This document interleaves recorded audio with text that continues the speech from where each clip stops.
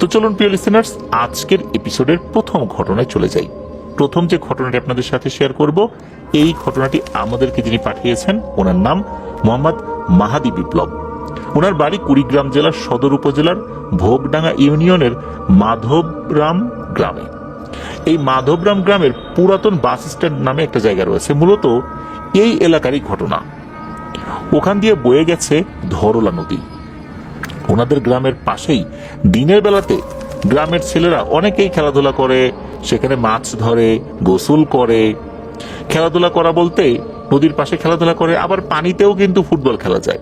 পানিতে ফুটবল ফেলে দিয়ে ফুটবল এদিক ওদিক ছুড়ে দেয়, আবার সাঁতরে সেই ফুটবলটা ধরতে হয়। কেউ ডুব সাঁতার দিয়ে ধরে, কেউ এমনিতে সাঁতরে ধরে, এরকম পানিতেও কিন্তু তারা খেলাধুলা করে। তো মাছ ধরার লোকও কিন্তু অভাব নাই। যেখানে পানি কম সেখানে কিন্তু মাছ ধরার একটা আলাদা পদ্ধতি আছে। বিশেষ করে ওই ধরলা নদীর কোনো একটা অংশ দিয়ে পানি যেই জায়গাটাতে ঢুকে পড়েছে, ওখানে কিন্তু মাছও থাকে। তো মানুষ এখানে হাতড়িয়ে মাছ ধরে। হাতড়িয়ে মাছ ধরে বলতে হাত দিয়ে মাছ ধরে আর কি, কাদার মধ্যে।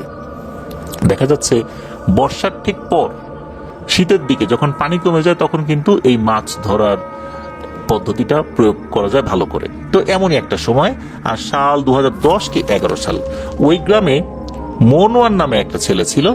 তার বয়স 18-19 বা এরকম বয়স ছিল আর কি।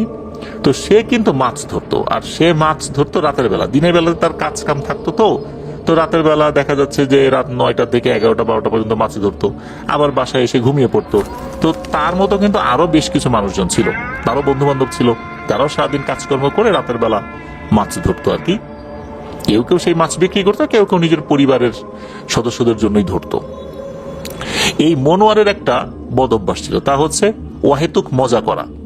দেখা যাচ্ছে এমন একটা মজা করছে, মানুষ সেটা সত্যি মনে করে তার কাছে গেছে তাকে সেভ করার জন্য, কিন্তু গিয়ে দেখা গেল সে আসলে মজা করছে। মানুষজন বিরক্ত হতো। ওই যে ছোটবেলায় আমরা এক ধরনের একটা ঘটনা শুনেছিলাম না, যে এক রাখাল সে তার গরু চড়াতে যেত, মাঝে মাঝে সে চিৎকার করে বলতো বাঘ আসছে, বাঘ আসছে। লোকজন এসে দেখতো কোথায় বাঘ। তো ওই রকমই একটি ব্যাপার, সে বারবার বলতো এই আমি বিপদে পড়ছি রে, এই পানির নিচ থেকে কে যেন আমাকে টানতেছে রে, আমার পা ধরছে রে, আমার কোমর জড়ায় ধরছে রে, এই আমার হাত টেনে ধরছে রে, তাড়াতাড়ি তোরা এদিকে। তখন কি হতো, লোকজন যখন তার দিকে চলে আসতো, বন্ধু বান্ধবরা চলে আসতো, দেখা গেল সে মজা করতেছে। এরকম সে বেশ কয়েকবার করেছে। এটা যে সে প্রতিদিনই করতো তা না, মানে মাঝে মাঝে করতো সুযোগ বুঝে, যাতে করে সে বললে মানুষ বিশ্বাস করে। প্রতিদিন একই সময় করলে তো মানুষ সেটা ওইভাবে বিশ্বাস করবে না, এই জন্য মাঝে মাঝে করতো। এরকম সে বহুবারই করেছে। প্রত্যেকবারই ধরন কিছুটা হলেও আলাদা ছিল, মানে এক এক ধরনের একটা অ্যাক্টিং সে করতো। মানুষজন বুঝতে পারতো না, মনে করতো সত্যি। গিয়ে দেখা যেত এটা একটা ফেক, একটা মজা ছিল, ফেক ডাকাডাকি ছিল, মানে মিথ্যা ডাকাডাকি ছিল আর কি। এমনই এক রাতের বেলা, রাত তখন যে অনেক তা বলা যাবে না, 10টা 10:30 হবে এরকম একটা সময়। তো ওখানে মাছ ধরছে, ওই হাতড়ে হাতড়ে মাছ ধরছে। সে মাছ মোটামুটি পাচ্ছিল। তো সে যত পানি যেখানে একটু গভীর ওইদিকে যায়, মাছ একটু বেশি পায়।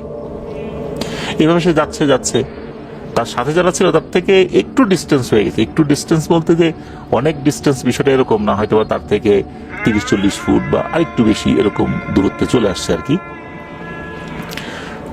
হঠাৎ করে সে চিৎকার করে বলতে থাকে, এই কে যেন আমার পা টেনে ধরছে রে, তোরা তাড়াতাড়ি আমাকে বাঁচা। এই যেই বিষয়টা, এটার সাথে তো তার বন্ধু বান্ধবরা আগে থেকেই পরিচিত ছিল। ওই দিন আবার সবাই মোটামুটি ভালোই মাছ পাচ্ছিল, অজানা কোনো এক কারণে সবাই মাছ ধরায় ব্যস্ত। তারা একবার তার দিকে তাকালো, তাকিয়ে দেখা গেল যে ও মনে হচ্ছে আস্তে আস্তে পানির নিচে তলিয়ে যাচ্ছে। সবাই চিন্তা করলো যে ওর তো নতুন নতুন অভিনয় শেষ নাই, আমাদেরকে বোকা বানানোর জন্য এই কাজগুলো ও প্রতিনিয়তই করে। আজকে আমরা মাছ পাচ্ছি, ওর এই ফালতু কাজে সময় দিব না, ও কতক্ষণ মজা করে দেখি। এদিকে ও তো চিৎকার করছে, এই আমাকে পানির নিচে টেনে নিয়ে গেল রে। তখন দেখা গেল যে ও আস্তে আস্তে পানির নিচে ডুবে যাচ্ছে।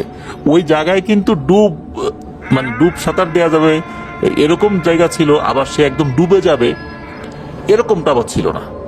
মানে যেখানে ডুব সাঁতার দেওয়া যায় সেখানে পানি কম থাকলেও ডুব সাঁতার দেওয়া যায়, কিন্তু ডুবে যাওয়া এটা তো তার হাইটের থেকেও বেশি পানি হতে হবে এখানে।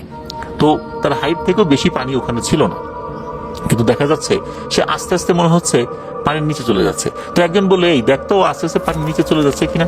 তখন পাশের একজন বলতেছে, আরে ওর এই সমস্ত ভণ্ডামির সাথে তোরা পরিচিত না, ও মনে হয় আস্তে আস্তে পানির নিচে বসতেছে, হাঁটু ভাঁজ করে আস্তে আস্তে বসতেছে, এই জন্য মনে হচ্ছে ডুবে যাচ্ছে। ও কিছু না, ও একটা আস্ত দুষ্টু, তোরা মাছ ধর। সবসময় তো ওকে এরকমই করতে দেখি। এদিকে ও প্রচন্ড জোরে চিৎকার করছে। সাধারণত এর আগে ও এরকম চিৎকার করেনি। এরপরে কি হলো, দুইজন আবার কি মনে করে গেল যে আজকে শেষে, আজকে যদি খালি দেখেও মজা করতেছে, আজকে ওর খবর আছে, আজকে ভূত লাগবে না, আমরাই কাদার মধ্যে ওকে গেড়ে রেখে চলে যাব। প্রতিদিন কি পাইছে এগুলা, সবসময় এরকম একটা মজা করে, এগুলো কি মজা করার জিনিস? ওই চিন্তা করে দুইজন আগায় যাচ্ছে। এদিকে আগাতে আগাতে দেখা গেল ওর থুতনি পর্যন্ত পানির নিচে চলে গেছে, নাক বরাবর পানি চলে আসে। ওরা যখন তাকে ধরেছে তখন দেখা গেল যে ওকে মনে হলো কেউ হ্যাচকা টানে পানির নিচে দাবিয়ে নিল। এদিকে এই দুইজন গিয়ে ওকে আবার খপ করে ধরে ফেলেছে, ধরে উপরে তোলার মানে অনেক চেষ্টা করছে, কিন্তু উপরে তোলার চেষ্টা করলেও দেখা যাচ্ছে যে ওকে তুলতে পারছেন, এবং সত্যিই মনে হচ্ছে ওকে কেউ টেনে নিয়ে যাচ্ছে। এবার টেনে নিয়ে যাচ্ছে অন্যভাবে, মানে মাটির নিচ দিকে না, মনে হচ্ছে ওর দুই পা আর এক দিক থেকে কেউ টেনে নিয়ে যাচ্ছে। অর্থাৎ ও কিন্তু মনে হচ্ছে পানির ভেতরে শুয়ে পড়েছে, উপুর হয়ে শুয়ে পড়েছে, এক পাশ থেকে পা ধরে টানছে। এর মধ্যে ওই দুইজন আবার এই মনোয়ারের দুই হাতও ধরে ফেলে, তা টান করছে, কিন্তু কোনোভাবেই কাজ হচ্ছে না। এমন টান পড়েছে এই দুইজনও আস্তে আস্তে গভীর পানির দিকে চলে যাচ্ছে। এই দুইজনও চিৎকার চেঁচামেচি শুরু করেছে। তখন আশেপাশে লোকজন ছিল, তারা যে এগিয়ে আসছিল, তারা আসতে আসতেই এই দুইজন আবার মনোয়ারের হাত ছেড়ে দেয়। কারণ এমন হ্যাচকা টান দিয়েছিল যে ওদেরকেই নিয়ে যাচ্ছিল। তখন ওরা জীবন বাঁচানোর জন্যই মনোয়ারের হাত ছেড়ে দিয়েছিল, মনোয়ারও তাদেরকে ধরে রাখতে পারেনি। এরপর তারা ওখানে আসে, এসে মনোয়ারকে আর খুঁজে পায় না। তারপরও কিছু লোক চিন্তা করেছিল ও মনে হয় এটা নিয়েও কোনো একটা মজা করেছে, সবসময় তো মজা করে। অনেকক্ষণ হয়ে গেল, মনোয়ারের আর কোনো খোঁজ খবর পাওয়া গেল না। তখন মানুষের টনক নড়ল যে ঘটনাটা কি, মনোয়ারের সাথে হলোটা কি। এরপর মনোয়ারের বাড়িতে খোঁজ খবর দেওয়া হলো। তখন তো রাত অনেক ছিল না, লোকজন তখনও অনেকেই জায়গা ছিল। 2010-11 সালের ঘটনা তো, বহুদিন আগের ঘটনা হতো না। ওই গ্রামে ইলেকট্রিসিটি আসছে, তখন তো আলোকিত আছে বিভিন্ন সাইডে, লোকজন তো তখনও ঘুমায় নাই। লোকজন চলে আসছে আশপাশ থেকে, অনেকেই জাল নিয়ে আসছে, তারপর টর্চ লাইট নিয়ে আসছে, যে যেটা পারে আর কি। তার পরিবারের সদস্যরা এসে খোঁজাখুঁজি করছে, কিন্তু মনোয়ারকে আর পাওয়া যাচ্ছে না। একদিন, 2 দিন, 3 দিন চলে গেল, মনোয়ারকে আর খুঁজে পাওয়া যায়নি। 4 দিনের দিন ওখান থেকে অনেক দূরে একটা লাশ ভেসে ওঠে। তবে লাশটা যে কার এটা শনাক্ত করা যাচ্ছিল না, কেননা এই লাশটা ফুলে কয়েক গুণ আকার ধারণ করেছে। মানে ওই বয়সে যদি কেউ মারা যায় মনে হচ্ছিল আর কি, তার থেকে কয়েক গুণ ফুলে গেছে, এমন কুচকুচে কালো হয়ে গেছে, আর চোখ দুটো অনেক বড় হয়ে গেছে। ওই লাশ দেখে আবার একজন ভয়ে অজ্ঞান হয়ে গিয়েছিল। তখন পুলিশকে খবর দেওয়া হলে পুলিশ এসে লাশ উদ্ধার করে। পরবর্তীতে জানা গেল এটা মনোয়ারেরই লাশ, কিন্তু তার শরীরে অন্য কোথাও কোনো আঘাতের চিহ্ন ছিল না, না পায়ে না হাতে কোনো চিহ্ন ছিল না। কে নিয়ে গিয়েছিল, কিভাবে মারা গেল, এটা পরিপূর্ণভাবে জানা যায় না। অনেকেই ধারণা করে যে পানির কোনো দেহ হয়তোবা তাকে টেনে নিয়ে গেছে। অনেকে বলে এই ধরলা নদীতে অশরীরী রয়েছে, মাঝে মাঝে এরা খালে বিলে ঢুকে পড়ে। আর মনোয়ার সবসময় তো এরকম মজা করতো, এই জন্যই হয়তোবা এই ঘটনাটা ঘটছে। তবে এই ঘটনার পরেও কিন্তু আরো বেশ কিছু ঘটনা ঘটে যায়। তা হচ্ছে যে একা একা কেউ মাছ ধরতে গিয়েছে ধরলা নদীতে বা সাইডে, একা একা আর কি, একাধিক লোক নিয়ে না। হঠাৎ করে কিন্তু একটা লাশ ভেসে আসতে দেখেছে। হাতে থাকা আলো যখন ওই লাশের কাছাকাছি ধরেছে, তখন দেখা গেল ওই যে মনোয়ারের লাশটা ফুলে কয়েক গুণ আকার ধারণ করেছিল, ওই লাশটা, যেটাকে দিনের বেলাতে দেখেই কেউ কেউ ভয় অজ্ঞান হয়ে গিয়েছিল। রাতের বেলা যদি ওই লাশটা হঠাৎ করে সামনে চলে আসে তাহলে কেমন ভয় পাবে। তো এইরকম ঘটনাও ঘটেছে, তবে সেটা অনেকবার ঘটেছে তা না, কয়েকবার ঘটেছে, বেশ কয়েকজন এটা দেখেছে।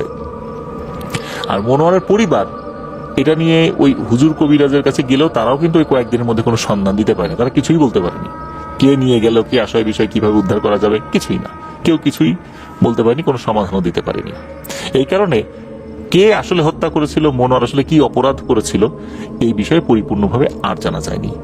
তবে সবাই এতটুকুই বলে যে ওই যে রাখালের সেই বাঘ আসছে গল্পের মতোই হয়েছে তার সাথে, সবসময় এরকম মজা করতো, হয়তোবা এই কারণেই কোনো অশরীরী তার উপর ক্ষিপ্ত হয়ে তাকে নিয়ে গেছে, এরকম একটা হতে পারে।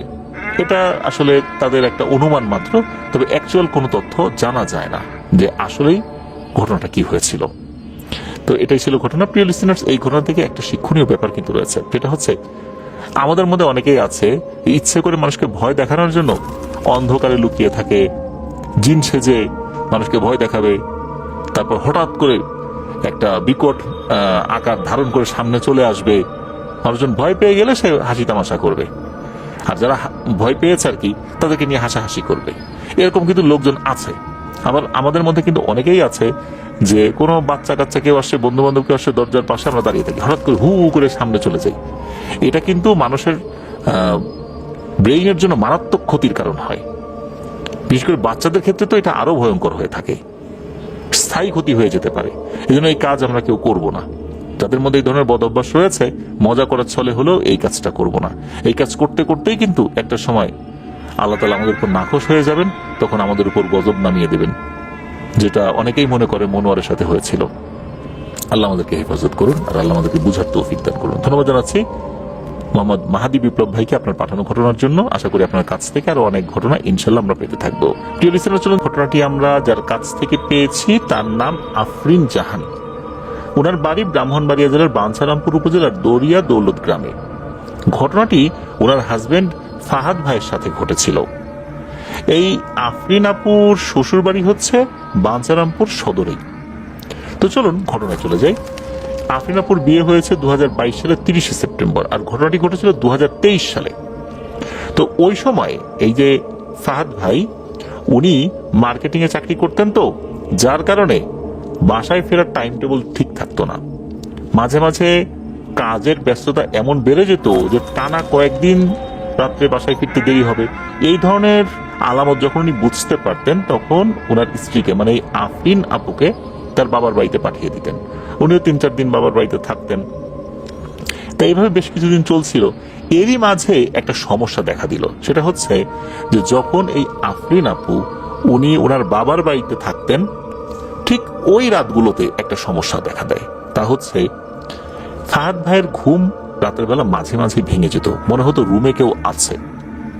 এরপর উনি দেখতে পেতেন যে একটা সাদা ধোঁয়ার মতো কিছু একটা রুমের মধ্যে ঘোরাঘুরি করছে।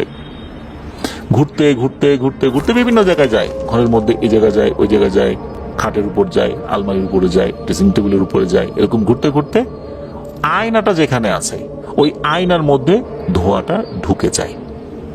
উনি শুরুর দিকে এটা দেখার পর মনে করেছিলেন হয়তোবা ওনার মনের ভুল। ঘুম থেকে জাগার পর চোখে তো অনেক কিছু স্বাভাবিকভাবে মনে হয় না, হতে পারে এই কারণে হয়েছে। উনি মাঝে মাঝে এটা দেখতেন। শুরুর দিকে বিষয়টা উনি ওনার স্ত্রীকে বলার প্রয়োজন বোধ করেননি।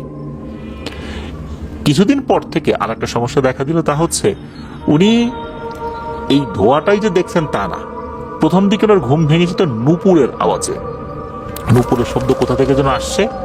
এরপর উনি বুঝতে পারতেন নূপুরের শব্দটা এখন ওনার ঘরের মধ্যে হচ্ছে, ঘরের ভেতরে নূপুর পায়ে কেউ হেঁটে বেড়াচ্ছে। আর তখনই হঠাৎ করে ওই ধোঁয়াটা আবার দেখা দিত। ধোঁয়াটা যেদিকে যায় মনে হচ্ছে নূপুরের শব্দটাও ওইদিকেই যাচ্ছে,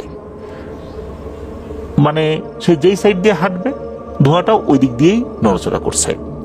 এরপরে ওই ধোঁয়াটা যখন আয়নার সামনে যেত তখন নূপুরের শব্দটাও থেমে যেত। এরপর যখন ওই ধোঁয়াটা আয়নার মধ্যে ঢুকে যেত নূপুরের শব্দটাও আর হতো না। তো এরকম তো হচ্ছিল। উনি শুরুর দিকে বলেননি, বললে ওনার স্ত্রী ভয় পেতে পারেন। মাঝে মাঝে তো ওনার আসতে দেরি হয়ে যায়। সবসময় দেরির কারণে যে উনি ওনার স্ত্রীকে স্ত্রীর বাবার বাড়িতে পাঠিয়ে দেন বিষয়টা তো এরকমও না। মাঝে মাঝে তো থাকা অবস্থাতে ওনার আসতে দেরি হয়, তখন তো ভয় পেতে পারে। তবে ওনার স্ত্রী, মানে এই আফরিন আপু বাসায় থাকা অবস্থায় উনি কিন্তু কিছুই টের পেতেন না, উনি কিছুই দেখতেন না। এক রাতে ঘটে যায় ভয়ঙ্কর আর একটা ঘটনা। তা হচ্ছে ওই রাতে কিন্তু এই আফরিন আপু উনি বাসায় ছিলেন না, উনি ওনার বাবার বাড়িতে ছিলেন। তো অনেক রাত্রে এই ফাহাদ ভাই আসছেন বাসায়, বাসায় আসার পর উনি শুয়ে পড়েছেন। শুয়ে পড়ার পর মাঝ রাতে হঠাৎ করে মনে হচ্ছে ওনার বুকের উপর প্রচন্ড চাপ অনুভূত হচ্ছে। উনি এক পাশে ফিরে ঘুমানোর চেষ্টা করেন। যখন এক পাশে ফিরেছেন তখন হঠাৎ করে দেখতে পান যে ওনার পাশে কেউ একজন বসে আছে। খাটের উপরে দুই পা সামনের দিকে একটু এগিয়ে দিয়ে খাটের সাথে হেলান দিয়ে হাঁটু ভাঁজ করে কেউ বসে আছে। বোঝাই যাচ্ছে লাল শাড়ি পরা, আর তার পায়ে নুপুর আছে, পায়ে যে আলতা দেয়া আছে এটাও বোঝা যাচ্ছে। রুমে যে ডিম লাইট ছিল এই ডিম লাইটের আলোতে বোঝা যাচ্ছিল। উনি চেহারাটা দেখতে পাচ্ছিলেন না, তবে এটা যে একটা নারী অবয়ব এটা বুঝতে পারছিলেন। উনি ঘাড় ঘুরিয়ে চেহারাটা দেখবেন, ওনার শরীরটা অনেকটা অবশ হয়ে গিয়েছিল, উনি সেটা পারছিলেন না, বুকের প্রচন্ড চাপ অনুভূত হচ্ছিল। উনি চিন্তা করছিলেন যে এটা কি স্বপ্নে দেখলেন নাকি বাস্তবেই দেখলেন। উনি ফিল করলেন এটা উনি বাস্তবেই দেখছেন।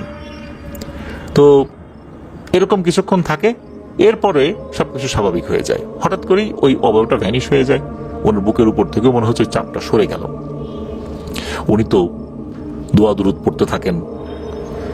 এটাও কিন্তু উনি ওনার স্ত্রীকে ওই সময় বলেননি যে এই ঘটনা ঘটছে। এর কয়েকদিন পর, এর মধ্যে আবার এই সব ধরনের সমস্যা হয়নি, ওনার ওয়াইফ আবার আসছে। এরপর এই ফাহাদ ভাই ওনার বেশ কয়েকজন বন্ধুরা চিন্তা করেছেন যে ওনারা চট্টগ্রামের কোন একটা জায়গায় বেড়াতে যাবেন, আর যেখান থেকে ওনারা উঠবেন একটা মাইক্রোবাস ঠিক করা হয়েছিল, মাইক্রোবাসে উঠবেন, ওই জায়গাটার নাম হচ্ছে উজানচর। তো ওনাদের যেই বাড়ি, ওই বাড়ি থেকে ওই উজানচর যেতে হবে। বাঞ্ছারামপুর থেকে উজানচরে যদি যেতে হয় তাহলে 5 থেকে প্রায় 5.5 কিলোমিটার বা এর কিছু কম হতে পারে, এরকম একটা পথ পাড়ি দিতে হবে। এতটুকু পথের মধ্যে কিন্তু কারো ঘর বাড়ি দেখা যায় না। তো কথা ছিল যে এই যে ফাহাদ ভাই উনি বাইকটা নেবেন, বাইক নিয়ে উজানচরের দিকে রওনা দেবেন। ওই উজানচরে যাবার আগেই একটা জায়গা পড়ে, ওখানে ওনার আর একটা বন্ধু, তার নাম হচ্ছে সজীব, সজীবকে তুলে নেবেন। এরপর দুজন মিলে উজানচরে যাবেন, সেখান থেকে ওনারা মাইক্রোতে উঠবেন, সেখানে আরো কিছু বন্ধু বান্ধবরা আসবে। তো এরকমই কিন্তু সবকিছু পরিকল্পনা ছিল। তো ওই রাতে উনি ফজর আজানের আগে উঠে গেছেন। উঠেই কিন্তু ওনার বন্ধু সজীবকে ফোন দিয়েছেন, আমি কিন্তু উঠে গেছি, তুই রেডি হ, আমি বাইক নিয়ে আসতেছি। তো উনি রেডি হয়ে বাইক নিয়ে রওনা দিয়েছেন। বাইক নিয়ে রওনা দেওয়ার পর ঠিকঠাক মতো উনি ওনার যে বন্ধু সজীব ভাইয়ের ওইখানেও কিন্তু পৌঁছে গেছেন। তো পৌঁছে যাওয়ার পর সজীব ভাইকে নিয়ে যখন ওনারা ওই উজানচরের নির্দিষ্ট জায়গায় আসছিলেন, তো ওই জায়গার এক পাশে কিন্তু মেঘনার শাখা নদী আর এক পাশে ঝোপঝাড় রয়েছে। বাইকের হেডলাইটের আলোয় হঠাৎ করে এই ফাহাদ ভাই দেখতে পেলেন যে আলতা পরা, নুপুর পরা একটা শাড়ি পরা, ওই শাড়ির পাড় আবার লাল, তবে শাড়িটা সাদা। তো এরকম একটা শাড়ি পরা মহিলা, চেহারাটা বোঝা যাচ্ছে না, মাথায় ঘোমটা দেওয়া আছে, রাস্তার এক পাশ থেকে অন্য পাশে হেঁটে হেঁটে পার হচ্ছে। মোটরসাইকেলের হেডলাইটের আলোতে দূর থেকে কিন্তু সেটা স্পষ্ট দেখা যাচ্ছে। এটা দেখার পর এই ফাহাদ ভাই তার বন্ধু সজীবকে বলে, সজীব দেখতো এত রাত্রে এখানে মেয়ে আসে কোত্থেকে, তাও আবার এরকম শাড়ি পরা, কোনো বাসার বিয়ের আসর থেকে কি মেয়ে পালিয়ে যাচ্ছে নাকি? না হলে এই সময় তো রাস্তা ক্রস করার কথা না। এই কথা শোনার পর ওই যে সজীব ভাই অর্থাৎ ফাহাদ ভাইয়ের পিছনে যিনি বসে আছেন তার বন্ধু, উনি বলছেন কি রে, কি বলিস, আমি তো কোনো কিছু দেখি না। তখন ফাহাদ ভাই বুঝতে পারলেন যে এই বিষয়টা শুধু উনি একাই দেখছেন। তবে এটা নিয়ে কিন্তু আর ওনার বন্ধু এই যে সজীব তাকে আর কিছু বলেন নাই। উনি মনে মনে দোয়া দুধ পড়তে পড়তে ওই অভাবটাকে পাশ কাটিয়েই চলে আসেন ওই উজানচরের নির্দিষ্ট জায়গায়। তো ওখানে দেখা গেল মাইক্রো ঠিকঠাক মতোই আছে, ওনার বন্ধু বান্ধব ইতিমধ্যে চলে আসছেন, কারো কারো আসতে একটু দেরি হয়েছিল। তারপরও নির্দিষ্ট সময় দেখে সামান্য একটু পরেই ওনারা রওনা দিয়ে দিয়েছেন। চট্টগ্রামের যেই জায়গাগুলোতে ঘোরাঘুরি করার কথা ছিল সেখান থেকে ঘোরাঘুরি করে ওনারা আবার ঠিকঠাক মতোই চলে আসেন। বাসায় ফিরতে ফিরতে এই ফাহাদ ভাইয়ের রাত প্রায় 11টার মতো বেজে যায়। তো বাসায় ফিরে ফ্রেশ হয়ে ওনার স্ত্রী এই আফরিন আপুকে কল দিয়েছেন যে আমি ফেরত আসি। তখন অবশ্য আফরিন আপু বাসায় ছিলেন না। এদিকে সারাদিনের একটা যেহেতু জার্নি করেছেন অনেক ক্লান্ত তো লাগবেই, ক্লান্তির কারণে ওনার ঘুম চলে আসে। ঘুমিয়েছেন, কতক্ষণ ঘুমিয়েছেন উনি বলতে পারেন না, তবে ওনার ঘুম ভাঙে ওনার আর এক বন্ধু, মানে এই যে ফাহাদ ভাইয়ের আর এক বন্ধু, তার নাম হচ্ছে সেলিম। এই সেলিম ভাইয়ের পাশের বাসার এক ছোট ভাই, তার নাম হচ্ছে ইফতি, তার ডাকে। এই ইফতিকে উনি খুব ভালো করে চিনতেন। এই ইফতিও কিন্তু ওনাদের সাথেই চট্টগ্রামে ঘুরতে গিয়েছিল। এদিকে এই যে ফাহাদ ভাইদের যে বাড়ি, অর্থাৎ এই আফরিন আপুর শ্বশুর বাড়ি, এটা কিন্তু রাস্তার একদম সাথে দোতলা একটা বাড়ি। দোতলাতে ওনারা থাকতেন আর কি। নিচে মেইন গেট, সেটা তালা দেয়া। সে নিচ থেকেই ডাকছিল, অনেকবার কিন্তু ডেকেছে, 2বার 3বার না, অনেকবার ডেকেছে। তখন এই ফাহাদ ভাই উপর থেকেই দেখলেন, যখন বারান্দা আসেন দেখা গেল যে ইফতি নিচে দাঁড়িয়ে আছে। তাহলে উপর থেকে উনি বলছেন, এই ইফতি কি হয়েছে রে? রাতটা ছিল কিন্তু জ্যোৎস্না রাত, চাঁদের আলোতে স্পষ্ট দেখা যাচ্ছিল। তখন এই ইফতি বলছে যে ফাহাদ ভাই, আপনার বন্ধু এই যে সেলিম, উনি খুব অসুস্থ, একটু তাড়াতাড়ি আসেন, ডাক্তারের কাছে নিতে হবে। আমি তো বুঝতে পারতেছি না যে কি করব না করব। ওই সময় উনি ঘড়ির দিকে তাকিয়ে দেখেন রাত 2টো কি 2:30টার মধ্যবর্তী কোনো একটা সময় আর কি হবে, এরকম বাজে আর কি। তো উনি বলেন ঠিক আছে, আমি আসতেছি এখনই। উনি দ্রুত নিচে নামেন। নিচে নেমে বাইকটা বের করে উনি ওই ইফতিকে বলেন যে তুই বাইকে ওঠ। বাইকে উঠেছেন। ওঠার পর বাইক তো চালানো শুরু করেছেন। তো এই উজানচরে কাচারি ঘাট নামে একটা জায়গা আছে, তো ওইখানে হচ্ছে এই সেলিম ভাইদের বাসা। উনি বাইক চালাচ্ছেন। লুকিং গ্লাসে দেখা যাচ্ছে যে এই ইফতি পেছনে চুপ করে বসে আছে। এই যে ইফতি চুপ করে বসে আছে, ইফতি পিছনে বসে থাকার কারণে বাইক একটা লোড হয়ে যায় না, ওই লোডও কিন্তু ঠিক আছে। বাইকটা যে হালকা, বিষয়টা কিন্তু এরকম না। একটা মানুষ বসলে বা ওর বয়সে একটা মানুষ বসলে যেরকম লোড থাকবে, ওই রকম লোডই আছে আর কি। উনি ওনার মতো করে গাড়ি চালিয়ে যাচ্ছেন। একটা পর্যায়ে এই ফাহাদ ভাই ওই ইফতিকে বলছেন যে, হ্যাঁ রে ইফতি, তুই তো আমাকে কল দিতে পারতি, এত রাতের বেলা তুই আবার আসলি এই পর্যন্ত, তো কল দিতি, আমি চলে আসতাম। এত রাতে তুই আসলি। তো সে কোনো কথা বলে না, বলে ভাই এত কথা বলার সময় নাই, তাড়াতাড়ি গাড়ি চালান। কিছুক্ষণ পর ফাহাদ ভাইয়ের কাছে মনে হলো, আচ্ছা এই এতটা পথ রাতের বেলা ইফতি একা একা কিভাবে আসলো, কিসে আসলো? কোনো অটোতে আসছে বলে তো মনে হলো না, রাস্তায় তো একটা অটোও নাই এখন, সে কিভাবে আসলো? ও তো কিছুই বললো না। তখন উনি আবার বলছেন, আরে ইফতি তুই এখান পর্যন্ত আসছিলি কিভাবে, আমার বাসা পর্যন্ত আসছিলি কিভাবে? তখন ইফতি বলে যে, ভাই এত কথা বলতে পারবো না, আসছি কোনোভাবে, আপনি চলেন তাড়াতাড়ি। তো এই কথা বলতে বলতে ওনারা চলে আসেন ওই কাচারি ঘাট নামক স্থানে। ওই যে সেলিম ভাই, ওনাদের বাসা ওই বাসার কাছাকাছি। তো এই পর্যন্ত আসতে কিন্তু রাস্তায় কোনো সমস্যা হয়নি, কোনো প্যারানরমাল ঘটনাও ঘটেনি। তো কাচারি ঘাট থেকে এই সালমান ভাইদের মানে সেলিম ভাইদের বাসায় হেঁটে যেতে হবে। রাস্তাটা খুব চিকন, তো বাইক নিয়ে ভেতরে যাওয়া যায় না, বাইকটা একটা জায়গায় রেখে তারপর যেতে হয়। ওই কাচারি ঘাটের পাশে লঞ্চ ঘাট, আর দিনের বেলাতে গ্রাম্য বাজার বসে, এখানে কিছু দোকানপাটও আছে। তো এই ফাহাদ ভাই মোটর সাইকেল থেকে নেমে উনি হাঁটা শুরু করেছেন। অল্প একটু হাঁটার পর পেছন দিকে তাকিয়ে দেখেন পেছনে ইফতি নাই। ইফতিকে দেখতে না পেয়ে উনি রাখছে, ইফতি ইফতি কোথায় রে? তখন দূর থেকে আওয়াজ আসে, ও ফাহাদ ভাই, এই যে আমি এখানে, এই যে বড় কড়ই গাছের নিচে, এদিকে আসেন। উনি দূর থেকে দেখছেন ওখানে একটা বড় কড়ই গাছ, কড়ই গাছের নিচে ইফতি দাঁড়িয়ে আছে। তখন এই ফাহাদ ভাইয়ের মেজাজটা কিঞ্চিত গরম হয়। উনি বলেন যে, এই মিয়া, তুমি এইখানে দাঁড়ায় আছো, একটা অসুস্থ রুগীকে ডাক্তারের কাছে নিয়ে যেতে হবে, এই কথা বলার জন্য আমার কাছে আসলা? আমি এই পর্যন্ত আগাইলাম আর তুমি এই কড়ই গাছের নিচে দাঁড়ায় আছো, মজা নাও? এই কথা সমান মানে যখন শুনেছে এই ইফতি, তখন সে জোর জোরে অট্ট হাসি হাসতে থাকে এবং বলতে থাকে, অত দ্রুত যাওয়ার দরকার নাই, সেলিম ভাইকে খোঁজার জন্য আপনি তার বাসায় যাওয়ার কি দরকার, সেলিম ভাই তো এখানেই আছে। তখন ফাহাদ ভাইয়ের মেজাজ আরো গরম হয়, এই এখন কি হাসার সময়? রাত বাজে কয়টা?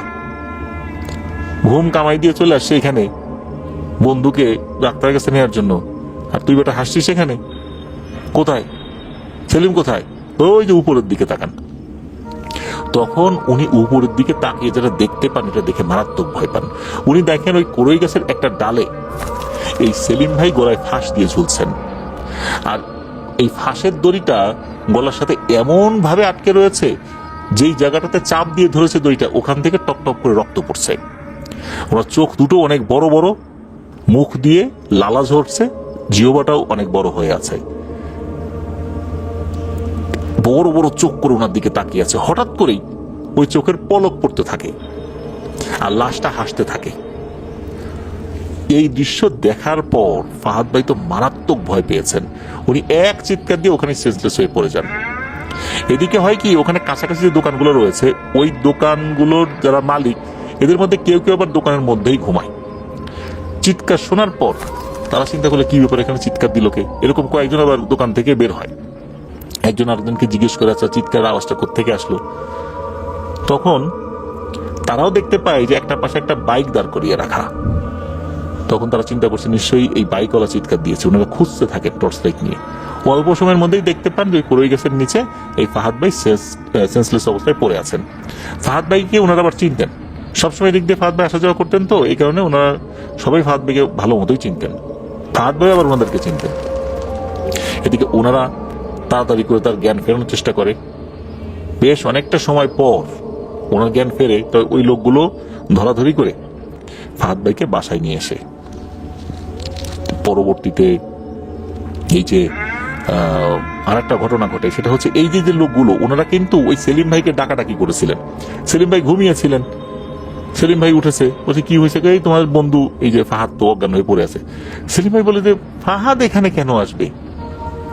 ও তো বাড়িতে চলে গেল, আমরা তো সারাদিন ঘোরাঘুরি করছি চট্টগ্রামে গিয়ে, আমরা সবাই তো ক্লান্ত, ওই এখানে কেন আসলো? উনিও না বুঝতে পারতেছেন না। পরে এই যে সেলিম ভাইও এই ফাহাদ ভাইকে সাথে নিয়ে ফাহাদ ভাইকে তার বাড়িতে দিয়ে আসেন আরো লোকজনের সহযোগিতায়। তো সকাল যখন হয় তখন ফাহাদ ভাই যখন একটু স্বাভাবিক হন, ফাহাদ ভাই সব ঘটনা সবাইকে খুলে বলেন। তখন তো সবাই বুঝতে পারে যে ঘটনাটা আসলে অন্যরকম ভাবে ঘটছে। আর এই যে আগে যে একটা সাদা ধোঁয়া উনি দেখতে পেতেন, রুমের মধ্যে কি কি দেখেছেন, রাস্তা ক্রস ক্রসমে কি দেখেছেন, এই বিষয়গুলো পরিবারের সদস্যদেরকে বলেছিলেন আর কি। পরিবারের সদস্যরা বলেছিলেন আগে কি কিছু হয়েছিল। তখন আগের ঘটনাগুলো যখন খুলে বলেন, তখন তারা চিন্তা করে এখন তো অতি দ্রুততার সাথে কোন একটা কবিরাজ দেখাতে হবে। তো এই যে ফাহাদ ভাইয়ের দাদির এক ভাই, উনি আবার ঝাড়ফুঁক জানতেন, রুকিয়া করতেন। ওনাকে খবর দেওয়া হয়তো, উনি আসেন। উনি এসেই এক গ্লাস পানিতে মনে মনে কি যেন পরে ফু দিয়ে পানিটা এই ফাহাদ ভাইকে খেতে বলেন। ফাহাদ ভাই খান। এরপর উনি জিন হাজির করার প্রক্রিয়া করেন, যে ফাহাদ ভাইয়ের উপর যে আসর করছে বা বিরক্ত করছে সে আসলে কে, একে হাজির করবেন উনি চিন্তা করেছিলেন যে ফাহাদ ভাই উপরে হাজির করবেন। একটা ঘরের মধ্যে যখন উনি হাজির করার চেষ্টা করছেন, ঘটনা যেটা হয় সেটা হচ্ছে ফাহাদ ভাইয়ের উপরে ওই জিনটার হাজির হয়নি। হঠাৎ করে রুমের ভিতর থেকে অদৃশ্যভাবে কেউ কথা বলছে, এই আমাকে ডাকছিস কেন? তখন ওই যে যিনি হাজির করেছেন ফাহাদ ভাইয়ের দাদির ভাই, উনি বলছেন যে তুই এই ছেলেটাকে কেন বিরক্ত করছিস? তখন নাকি ওই জিনটা বলে যে আমি ওই কাছারি ঘাটের ওই কড়ই গাছটাতেই থাকি, এই ছেলেটা ওদিক দিয়ে সবসময় আসা যাওয়া করে, তো দেখে ভালো লাগছে, আমি ওর সাথে সংসার করব। এই জন্যই ওর রুমে মাঝে মাঝে আসা যাওয়া করতাম যখন ওর স্ত্রী বাসায় থাকতো না, ও আমাকেই দেখতো। তখন এই যিনি হাজির করেছেন আর কি, উনি বলেন যে দেখ, ওর ঘর সংসার আছে, ওর স্ত্রী আছে, কোনো ধরনের কোনো বিরক্ত ওকে করবি না। সে তো যেতে চাই না, আর এই ধরনের আশিক জিন লেগে গেলে তারা কিন্তু যেতে চায় না। আর এই ধরনের সমস্যার ক্ষেত্রে চিকিৎসা পদ্ধতি কেমন হতে হবে এটা ওনারও জানা ছিল। উনি ওনার মতো করে যখন রুকিয়া শুরু করেছেন, তখন ওই জিনটা চিৎকার চেঁচামেচি শুরু করেছে। ওই জিনটাকে উনি কিন্তু কোনো আঘাতও করেননি, উনি ওনার মতো করে দোয়া দুরুদ পাঠ করছেন। আর ওই জিনটা কিন্তু কারো শরীরেও প্রবেশ করেনি, ওই রুমের মধ্যে একটা গায়েবী ভাবে কথা হচ্ছে। এরপর একটা সময় সে যন্ত্রণায় চিৎকার করতে করতে বলে, ঠিক আছে আমাকে আর কষ্ট দিও না, আমি চলে যাব। এরপর নাকি ভয়ঙ্কর একটা দমকা বাতাস মনে হলো রুম থেকে বেরিয়ে গেল। যখন বের হয়ে গেল তখন জানালা, মানে রুমের মধ্যে যে জানালা দরজা রয়েছে এগুলো ধরাম করে খুলে গেল, আর তখনই বাতাসটা বাইরে বেরিয়ে গেল। যিনি হাজির করেছেন উনি বলেছিলেন যে আল্লাহর রহমতে এরপর আর কোনো সমস্যা হবে না, তবে ফাহাদ ভাইকে কিছু পরামর্শ দিয়ে দেন যে সমস্যা হবে না, কিন্তু নিজের ভুলের কারণে আবার যদি সমস্যা ডেকে আনে তাহলে কিন্তু আবার বিপদ হবে। এই জন্য রাত বিরেতে আর চলাচল করা যাবে না, ওনার চলাচলের ক্ষেত্রে যথেষ্ট সতর্ক হতে হবে। তো উনি যথেষ্ট সতর্কতার সাথে এখনো চলাফেরা করছেন। এরপরে আল্লাহর রহমতে কোনো সমস্যা হয়নি। ওনাদের এখন দুটা সন্তান, একজনের বয়স 2 বছর আর একজনের বয়স 6 মাস। তাদের জন্য দোয়া চেয়েছেন, আমরা দোয়া করি এই আফরিন আপু, তারপর ওনার হাজবেন্ড, ওনার সন্তান যে 2 জন, ওনারা ভালো থাকুন, সুস্থ থাকুন, নিরাপদে থাকুন, আমরা দোয়া করি আপনার ধর্মবলের পক্ষ থেকে। ধন্যবাদ জানাচ্ছি আফরিন আপুকে আপনার পাঠানো ঘটনার জন্য। প্রিয় লিসেনার্স, এখন যে ঘটনাটি আপনাদের সাথে শেয়ার করব, এই ঘটনাটি আমাদেরকে পাঠিয়েছেন একজন ট্রাক ড্রাইভার। ওনার পাঠানো ঘটনা এর আগেও আমরা প্রচার করেছি। বিশেষ করে একটি ঘটনা মুন্ডহীন নারী শিরোনামে প্রচারিত হয়েছিল আমাদের থার্সডে নাইটের 111তম এপিসোডে। ওনার নাম মোহাম্মদ মাজহারুল আলম। ওনার বাড়ি কিশোরগঞ্জ জেলার কুলিয়ারচর উপজেলার ফরিদপুর ইউনিয়নের একটি গ্রামে। সঙ্গত কারণে গ্রামের নামটি উনি প্রকাশ করতে নিষেধ করেছেন। ঘটনাটি ঘটেছিল 1985 থেকে 1990 সালের মধ্যবর্তী কোন একটি সময়। তখনও কিন্তু এই মাজহারুল আলম ভাইয়ের জন্ম হয়নি। ঘটনাটি এই মাজহারুল আলম ভাই ওনার চাচা মহিউদ্দিন সাহেবের মুখে অনেকবার শুনেছেন। এই ঘটনাটা এই যে মাজহারুল আলম ভাই ওনার যে ফুপু বাড়ি নরসিংদীর পলাশ উপজেলার খানিপুর গ্রামে, তো ওই জায়গাতে ঘটেছিল। তো ফুপুর বড় সংসার, 5 সন্তান। এই 5 সন্তান সামলাতে ওনার খুব কষ্ট হতো। এই জন্য এই মাজহারুল আলম ভাইয়ের দাদি ওনাদের পাশের গ্রামের এক নিঃসন্তান বিধবাকে ফুপুর বাসায় কাজের জন্য পাঠিয়েছিলেন, যাতে কাজে একটু সাহায্য হয়। তো উনি ছিলেন নিঃসন্তান বিধবা, যার কারণে ওনার পিছু টান ছিল না। আর উনি যে কাজের লোক হিসাবে ওখানে গিয়েছেন, বিষয়টা এভাবে বললেও ভুল হয়ে যাবে, কেননা উনি কিন্তু ওই দাদির দুঃসম্পর্কের আত্মীয় ছিলেন। হঠাৎ একদিন দেখা গেল গাড়িতে করে একটা লাশ নিয়ে হাজির হলো এই মাজহারুল আলম ভাইয়ের ফুপা। তো ফুপার সাথে লাশ দেখে বাড়ির সবাই ভয় পেয়ে গিয়েছিল। ঘটনাটা কি, কার লাশ? পরে সবাই জানতে পারলো এটা আসলে ওই বৃদ্ধা ভদ্র মহিলার লাশ, যিনি নিঃসন্তান বিধবা ছিলেন। মূলত উনি তো বেশ বয়স্ক হয়ে গিয়েছিলেন, হঠাৎ করে অসুস্থ হয়ে পড়েন, আর এই কারণেই উনি মারা যান। লাশ নিয়ে ফুপা নিজেই হাজির হয়েছেন বাড়িতে। তখন তো এরকম মোবাইল ফোন ছিল না, খবর আসতে আসতে দেরি হয়ে যেত। লাশ যখন ওনাদের বাড়িতে সে পৌঁছালো তখন তো সন্ধ্যা পার হয়ে গেছে। দাদি চাইলেন ওনার লাশটা রাতেই পাশের গ্রামে ওনার আত্মীয়দের কাছে পৌঁছে দিতে। বলে রাখা ভালো যে ওই এলাকায় গাড়ি যাওয়ার মতো তেমন কোনো রাস্তা ছিল না, যার কারণে আলাদাভাবে একটা ভ্যান রিজার্ভ করে নিয়ে যেতে হবে। ওনারা কিন্তু লাশটা গাড়িতেই নিয়ে আসছিলেন, কিন্তু ওই এলাকায় যাবার তো আসলে রাস্তা নাই, কি আর করা, অন্যভাবেই যেতে হবে। তখন এই যে মহিউদ্দিন চাচা, তারপর এই যে আমাদের মাজহারুল আলম ভাইয়ের এক চাচাতো ভাই যার নাম হচ্ছে বিল্লাল, তারপর ওনার ফুফাতো ভাই ইসমাইল, ওনারা 3 জন মিলে একটা ভ্যান ঠিক করলেন। গন্তব্য যে অনেক দূরে তাও বলা যাবে না, ম্যাক্সিমাম 5 কিলোমিটার মতো রাস্তা। তখন রাত বাজে 9টা, অনেক রাত এটাও বলা যাবে না। তবে গ্রামের প্রেক্ষাপটে আর ওই সময় 1985 থেকে 90 সালের মধ্যবর্তী সময়ের কথা যদি চিন্তা করি, তাহলে সেটা অনেক রাত। লাশ পাশের গ্রামে নেয়ার প্রস্তুতি নিতে নিতে বেশ কিছুটা সময় অতিবাহিত হলো। তখনকার দিনে মাটির রাস্তা, দুপাশে ঝোপঝাড় আর জঙ্গল, কোনো ইলেকট্রিক লাইট নেই। চাচার হাতে শুধু একটা জ্বলন্ত হারিকেন রয়েছে। ভ্যানের ক্যাচ ক্যাচ শব্দ আর ধুলো ওড়ানো অন্ধকার রাস্তা দিয়ে ওনারা এগোতে থাকলেন। রাস্তার মাঝের প্রায় 2 কিলোমিটার জায়গা ছিল একদম শুনশান, নীরব, কোনো ঘর বাড়ি নেই। সেই রাস্তার পাশে একটা পরিত্যক্ত পুরনো বাড়ি ছিল। ভ্যানটা যখন ওই বাড়ির সামনে দিয়ে যাচ্ছে, হঠাৎ দেখা গেল বাড়ির ভিতর থেকে একজন মহিলা বের হয়ে আসছেন। পরনে সাধারণ একটা ছেঁড়া ফাটা ময়লা শাড়ি, আর ওনার কোলে কাপড় দিয়ে পেঁচানো একটা ছোট বাচ্চা। বাচ্চাটা একদম নবজাতক শিশুর মতোই মনে হচ্ছে। ওই মহিলাটি কিন্তু ভ্যান থামালেন না, বরং ভ্যানের সাথেই হাঁটতে শুরু করলেন। চাচা প্রথমে ভাবলেন এই রাতে বাচ্চা কোলে নিয়ে এই মহিলা কোথায় যাচ্ছে। হারিকেনের আলো ওনার দিকে ধরতেই বাচ্চাটা হঠাৎ কাঁদতে শুরু করলো, কিন্তু সেই কান্নাটা কোনো বাচ্চার কান্নার মতো ছিল না। চাচা বলেছিলেন মাঝরাতে বিড়াল ডাকলে যেমন শোনায়, বাচ্চাটা মনে হচ্ছে ঠিক সেভাবে চিৎকার করছিল। হাঁটতে হাঁটতে মহিলাটি একটা সময় কথা বলে ওঠে। সে বলে ওঠে, তোমরা আমার বোনের লাশটি আমাকে দিয়ে যাও, ও আমার বোন। চাচা তো তখন অবাক হলেন, উনি তো ওই মহিলাকে চিনতেন না, আর যে মারা গেছে ওনার কোনো বোনও ওই সময় জীবিত ছিল না। এছাড়া ওই পরিত্যক্ত বাড়ির ভেতর থেকে মাঝরাতে কে কিভাবে জানবে কি করে যে একটা লাশ এদিকে যাচ্ছে? আর যদি বুঝেও থাকে, সে বুঝবে কিভাবে এটা তার বোনের লাশ? চাচার মনে কিন্তু খটকা লাগলো। উনি লক্ষ্য করলেন মহিলাটি যখন মাটির রাস্তার উপর দিয়ে হাঁটছেন, তখন ওনার পায়ের কোনো শব্দ হচ্ছে না। ওই মহিলাটা মনে হচ্ছে যে হাঁটার মতো করে উড়েই যাচ্ছে, এমনটা মনে হচ্ছে। হয়তো বা 1 ইঞ্চি 1.5 ইঞ্চি মাটি থেকে উপরে হাঁটার মতো করে উড়ে যাচ্ছে। এদিকে এই যে বিল্লাল আর ইসমাইল, ওনারাও কিন্তু কিছুটা টের পেলেন। ওনারা আবার পেছন থেকে ভ্যান ধাক্কা দিচ্ছিলেন। মহিউদ্দিন চাচা, বিল্লাল, ইসমাইল আর যে ভ্যান চালক, মোট 4 জন কিন্তু ওখানে ছিল। এই 2 জন তো ধাক্কাচ্ছে পেছন থেকে।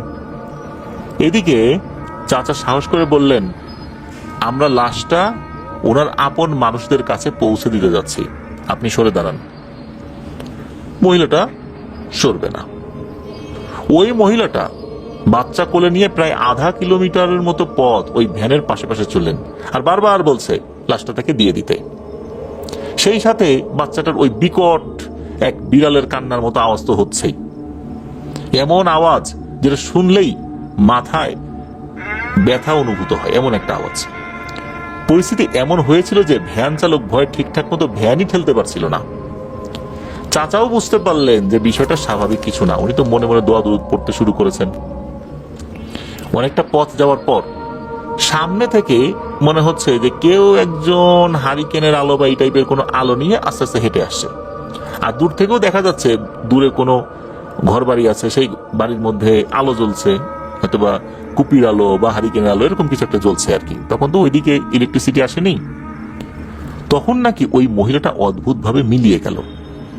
মিলিয়ে যাওয়ার পর একটা গুরুগম্ভীর আওয়াজ আসলো, কাজটা তোরা ভালো করিসনি।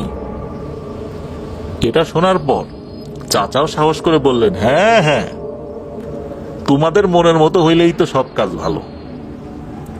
খেয়ে আর কাজ পেলাম না, তোমার কাছে লাশ দিয়ে দেই, যা করছি ভালোই করছি। ওনার এই কথারও কিন্তু কোনো প্রতি উত্তর আসলো না। ওই বাচ্চারও আর কোনো কান্নার সারা শব্দ নাই। ওই মহিলার সাথেও ওই কান্নার শব্দ মিলিয়ে গিয়েছে। ওই দিক থেকে আসলে কেউ একজন আসছিল। তো সে কিন্তু যখন আসছিল জিজ্ঞেস করলো এটা কার লাশ, তখন ওরা বললেন, উনিও পাশ কাটিয়ে চলে গেলেন। এরপর ওনারা ঠিকঠাক মতোই ওই লাশটাকে তার আত্মীয়দের কাছে পৌঁছে দিলেন। তবে পৌঁছে দেওয়ার পর এই রাস্তায় কি ঘটনা ঘটেছে এটা যখন বলা হলো, তখন ওই বাড়ির সদস্যরা এক অদ্ভুত তথ্য দিলেন। সেটা হচ্ছে, এই যিনি মারা গিয়েছেন ওনার একটা বড় বোন ছিল, উনিও বহু আগে মারা গেছেন। তবে উনি যখন মারা যান, একা মারা যাননি, ওনার একটা নবজাতক শিশু ছিল। নবজাতক শিশু এবং মা একসাথে মারা গিয়েছিলেন। এই তথ্যটা জানার পর চাচা চিন্তা করলেন যে এই যে রাস্তায় যাকে দেখলাম তার কোলেও তো একটা নবজাতক শিশু ছিল, ঘটনাটা কি? এইরকম একটা ব্যাপার ওনাদের সবার সাথে ঘটেছে। ওখানে কিন্তু ভ্যান চালক সহ মোট 4 জন মানুষ ছিল। 4 জন মানুষই কিন্তু এটা দেখেছে। এমন একটা ঘটনা এইভাবে ঘটে গেল, এটা জানার পর ওনারা নিজেরাও অনেক ভয় পেয়েছিলেন। চাচা জানিয়েছেন, ওই যে ওই বাচ্চার কান্নার আওয়াজ, বিড়ালের মতো করে কান্না করছিল, ওই কান্নার আওয়াজটা উনি এখনো মনে হচ্ছে শুনতে পান। শুনতে পান বলতে কান্নার আওয়াজটা ওনার মনের মধ্যে এমনভাবে গেঁথে গিয়েছিল, ওনার কানে এখনো সেই আওয়াজটা বাজে। এটাই ছিল ঘটনা। ধন্যবাদ জানাচ্ছি মোহাম্মদ মাজহারুল আলম ভাইকে আপনার পাঠানো ঘটনার জন্য। দারুণ একটি ঘটনা ছিল। আশা করি আপনার কাছ থেকে আরো অনেক অনেক ঘটনা ইনশাল্লাহ পাবো। যেহেতু আপনি রাতের বেলা ট্রাক চালান, এই সংক্রান্ত কোনো ঘটনা থাকলে অবশ্যই আমাদেরকে পাঠাবেন ইনশাল্লাহ। আর তাছাড়া গ্রাম কেন্দ্রিক ঘটনা আপনি যেটা দিলেন নিঃসন্দেহে অসাধারণ। যদিও বা ঘটনা ছোট ছিল, ছোট বড় এর থেকেও বড় বিষয় যে আমরা সত্য ভয়ের ঘটনা প্রচার করতে পারছি কিনা। প্রিয় লিসেনার্স, আপনাদের প্রচেষ্টায় আলহামদুলিল্লাহ আমরা কিন্তু সেটা করতে সক্ষম হচ্ছি। আর এই প্রচেষ্টা আমরা অব্যাহত রাখতে চাই। ঘটনা ছোট হোক, বড় হোক, মাঝারি হোক, এটা নিয়ে আমাদের কোনো চিন্তা নেই। আমরা আমাদের স্ট্যান্ডার্ডটা ধরে রাখতে পারছি কিনা সেটাই আমাদের চিন্তা। আমাদের এপিসোড যদি 6টা ঘটনা নিয়ে আধা ঘন্টার মধ্যেও শেষ হয়ে যায়, তারপরেও আমরা বলবো যে আলহামদুলিল্লাহ আমরা আমাদের স্ট্যান্ডার্ডটা ধরে রাখতে পেরেছি। কারণ সময়টার থেকেও বড় বিষয়টা হচ্ছে আমরা ঘটনাটা সত্য বলে মনে করছি কিনা, এটাই হচ্ছে আমাদের চিন্তার একটা বিষয়। এই কারণে আমরা এপিসোডের যে লেন্থ, কতটুকু দীর্ঘ হলো, 2 ঘন্টা হতে হবে, 2.5 ঘন্টা হতে হবে, এটা নিয়ে আসলে আমরা ভাবি না। এবং আপনাদের কাছ থেকে আমরা যেভাবে ঘটনা পাই, যেভাবে সিলেক্ট করি, সেভাবেই উপস্থাপনের চেষ্টা করি। তাতে ঘটনা ছোট হোক, বড় হোক, মাঝারি হোক, আমরা কিন্তু এভাবেই করে যাবো ইনশাল্লাহ। ধন্যবাদ আমাদের সাথে থাকার জন্য। এখন যে ঘটনাটি আপনাদের সাথে শেয়ার করব, এই ঘটনাটি আমাদেরকে যিনি পাঠিয়েছেন ওনার নাম জাহিদুল ইসলাম। ওনার গ্রামের বাড়ি চাঁদপুর জেলার ফরিদগঞ্জ উপজেলার 4 নং পশ্চিম সুবিদপুর ইউনিয়নে। উনি সদ্য সরকারি তিতুমির কলেজ থেকে মাস্টার্স সম্পন্ন করে এখন একটি প্রাইভেট কোম্পানিতে কর্মরত রয়েছেন। ঘটনাটি ঘটেছিল 2011 সালে। উনি তখন প্রাইমারি স্কুল থেকে পাশ করে মাদ্রাসায় ভর্তি হয়েছিলেন। মাদ্রাসাটি ওনাদের বাড়ির পাশেই। যেহেতু উনি প্রাইমারি অর্থাৎ জেনারেল সাইড থেকে লেখাপড়া করে মাদ্রাসায় ভর্তি হয়েছিলেন, সোল্লা দাখিল মাদ্রাসায় উনি ভর্তি হয়েছিলেন আর কি। তো উনি আরবিতে একটু দুর্বল ছিলেন। আরবিতে দক্ষ হওয়ার জন্য ওনাদের মাদ্রাসার পাশেই যে মসজিদটা ছিল, ওই মসজিদের যিনি ইমাম সাহেব ছিলেন তার কাছে প্রাইভেট পড়তে শুরু করেন। শুধু উনি একা নন, মোট 4-5 জন মিলে আর কি ওনার কাছে একটা ব্যাচ করে প্রাইভেট পড়তেন। ওই হুজুরের নাম ছিল ফয়েজুল্লাহ। যেহেতু মাদ্রাসা মসজিদ একসাথেই ছিল, হুজুরের থাকার জন্য মাদ্রাসার একটি রুম হুজুরকে দেওয়া হয়েছিল। তো মূলত সেই রুমেই ওনারা প্রাইভেট পড়তেন। মাদ্রাসার বর্ণনা একটু দেওয়া দরকার। মাদ্রাসাটির পূর্ব পাশে একটা দোতলা ভবন, দক্ষিণ পাশে একটি একতলা ভবন, পশ্চিম পাশে একটি দোতলা ভবন, আর এর পাশেই ছিল মসজিদ। পূর্ব পাশে এক কোনায় ওয়াশরুম আর টিউবওয়েল ছিল। হুজুর দক্ষিণ পাশের ভবনের একটি রুমে থাকতেন, যার পেছনে ছিল ঘন জঙ্গল আর বাঁশঝাড়। তো এই যে জাহিদুল ভাই, ওনারা কিন্তু বেশিরভাগ সময় সন্ধ্যার পর পড়তে যেতেন, কখনো আবার এশার সালাত আদায় করার পর পড়তে যেতেন, আবার কখনো হুজুরের সাথেই রাত্রে ওনারা থেকে যেতেন, গল্প শুনতেন। তো একদিন এরকমই পড়ার ফাঁকে এই জাহিদুল ইসলাম ভাইয়ের এক বন্ধু, যার নাম হচ্ছে ফয়সাল, তার আবার জল বিয়োগ করার দরকার হয়। তো সে গিয়েছে জল বিয়োগ করার জন্য। তো যখনই সে বসেছে, হঠাৎ করে ওই সময় ইলেকট্রিসিটি চলে যায়। অনেক সময় দেখা যাচ্ছে যে আমরা ওয়াশরুমে গিয়েছি, ওয়াশরুমের ভিতর তো যদি হঠাৎ করে আলো বন্ধ হয়ে যায়, ঘুটঘুটে অন্ধকার হয়ে যাবে কিন্তু। আর ওইখানে তো এমন একটা পরিবেশ, গ্রামীণ পরিবেশ, আলো বন্ধ হয়ে গেলেও কিন্তু হালকা হালকা যে আলো, বলতে যেটা বোঝাতে চাচ্ছি, চাঁদের হালকা আলো যদি থাকে তাহলে কেমন দেখা যাবে। আবার হঠাৎ করে যদি চতুর্দিকে অন্ধকার হয়ে যায়, তখন কিন্তু ওই অন্ধকারটা চোখে সইয়ে নিতে অল্প কিছুটা সময় লাগে। তো হঠাৎ করে চতুর্দিকে অন্ধকার হয়ে গেছে, আর ওই ওয়াশরুমের ওখানে তো আলো ছিল, হঠাৎ করে অন্ধকার হয়ে যাওয়ার কারণে তার চোখে একটু সয়ে নিতে সময় লেগেছিল 10 সেকেন্ডের মতো। ওই সময় সে খেয়াল করলো যে ওয়াশরুমের যে বেড়াটার ওই পাশে মনে হচ্ছে কেউ একজন দাঁড়িয়ে আছে, অথচ ওইখানে কিন্তু কারো দাঁড়িয়ে থাকার কথা না। মনে হচ্ছে কালো একটা অবয়ব এরকম একটা কিছু দাঁড়িয়ে আছে। তো ফয়সাল আবার বলে ওঠে, এই কে রে, ও পাশে কে? যখন এটা বলেছে তখনই ঘটে একটা ঘটনা। মনে হচ্ছে ওই পাশ থেকে কেউ একজন ওই বেড়ায় সজোরে দিয়েছে একটা লাথি, আর ওই বেড়াটা কাত হয়ে ভেঙে ওই ফয়সালের গায়ের উপরে পড়েছে। তবে ফয়সাল ব্যথা পেয়েছে বিষয়টা এরকম না, এটা তো একটা হালকা বেড়া ছিল। তো ফয়সাল ওখান থেকে সরে চলে আসে। ফয়সাল ওখানে আর কাউকে দেখে না। যখন আবার চোখের একটা সহনীয় ক্ষমতা চলে আসে ওই অন্ধকারে, তখন দেখেছে যে ওখানে কিছু নাই। যখন সে হুজুরের কাছে আসে, হুজুরের কাছে এসে বলে যে এই ঘটনাটা ঘটছে, তখন ওই হুজুর বলে, আরে ও কিছু না, মনে হয় কুকুর বিড়াল টিড়াল ছিল। এদিকে ফয়সাল চিন্তা করছে, কুকুর বিড়াল যদি হয় তাহলে এত বড় একটা কালো অবয়ব আমি দেখলাম কেন? এটা হচ্ছে ফয়সালের মাথায় আসছে। যাই হোক, ফয়সাল এটা নিয়ে আর তেমন কোনো কথা বাড়ায়নি। তবে এরপর থেকে প্রায় শোনা যেত ছাদের উপর কেউ হাঁটলে যেমন শব্দ হয় এমন শব্দ হচ্ছে, কেউ আবার মাদ্রাসার জানালায় টোকা দিচ্ছে। তবে গুরুতর কোনো সমস্যা করছে না। যেহেতু ওনারা হুজুরের কাছে থাকতেন, মাঝে মাঝে ওনারা এরকম থাকতেন আর কি। তো এরকম থাকার একটা রাতের ঘটনা, একদিন রাত 3টার দিকে জল বিয়োগ করার জন্য এই জাহিদুল ইসলাম ভাই বাইরে গিয়েছেন। উনি দেখেন মসজিদের বারান্দায় কেউ একজন নামাজ পড়ছে। তো কাছে গিয়ে দেখতে চেয়েছিলেন যে এত রাতের বেলা গ্রামের মসজিদে কে আসবে নামাজ পড়ার জন্য। উনি কাছাকাছি গিয়ে আবার কি মনে করে ফেরত আসলেন, চিন্তা করেন যাই হুজুরকে গিয়ে বলি। হুজুরকে যখন ডাক দিয়েছেন, হুজুর ভাই খবরদার ওদিকে যাবি না, যা তুই যে কাজ করার জন্য বের হয়েছিস সেটা করে এখনই গিয়ে শুয়ে পড়। তো উনি সেটাই করেছেন। উনি আর ওই মসজিদের ওইদিকে অ্যানালাইসিস করার জন্য যান নাই যে ওখানে আসলে কে নামাজ পড়ছে।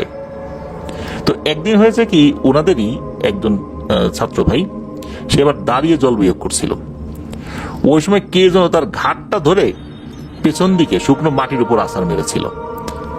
তো আছাড় খাওয়ার পর সে যে অনেক গুরুতর ব্যথা পেয়েছে বিষয়টা এরকম না, মানে ওইভাবেই আছাড়টা দিয়েছিল, মানে মাটিতে ফেলে দিয়েছিল এক পাশ করে।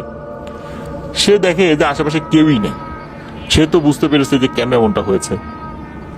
মাঝে মাঝে নাকি ওই মাদ্রাসার ছাত্ররা দিনের বেলাতে হোঁচট খেত, হাঁটতে হাঁটতে মনে হচ্ছে কারো পায়ের সাথে পা বেঁধে গেছে, পড়ে গেছে।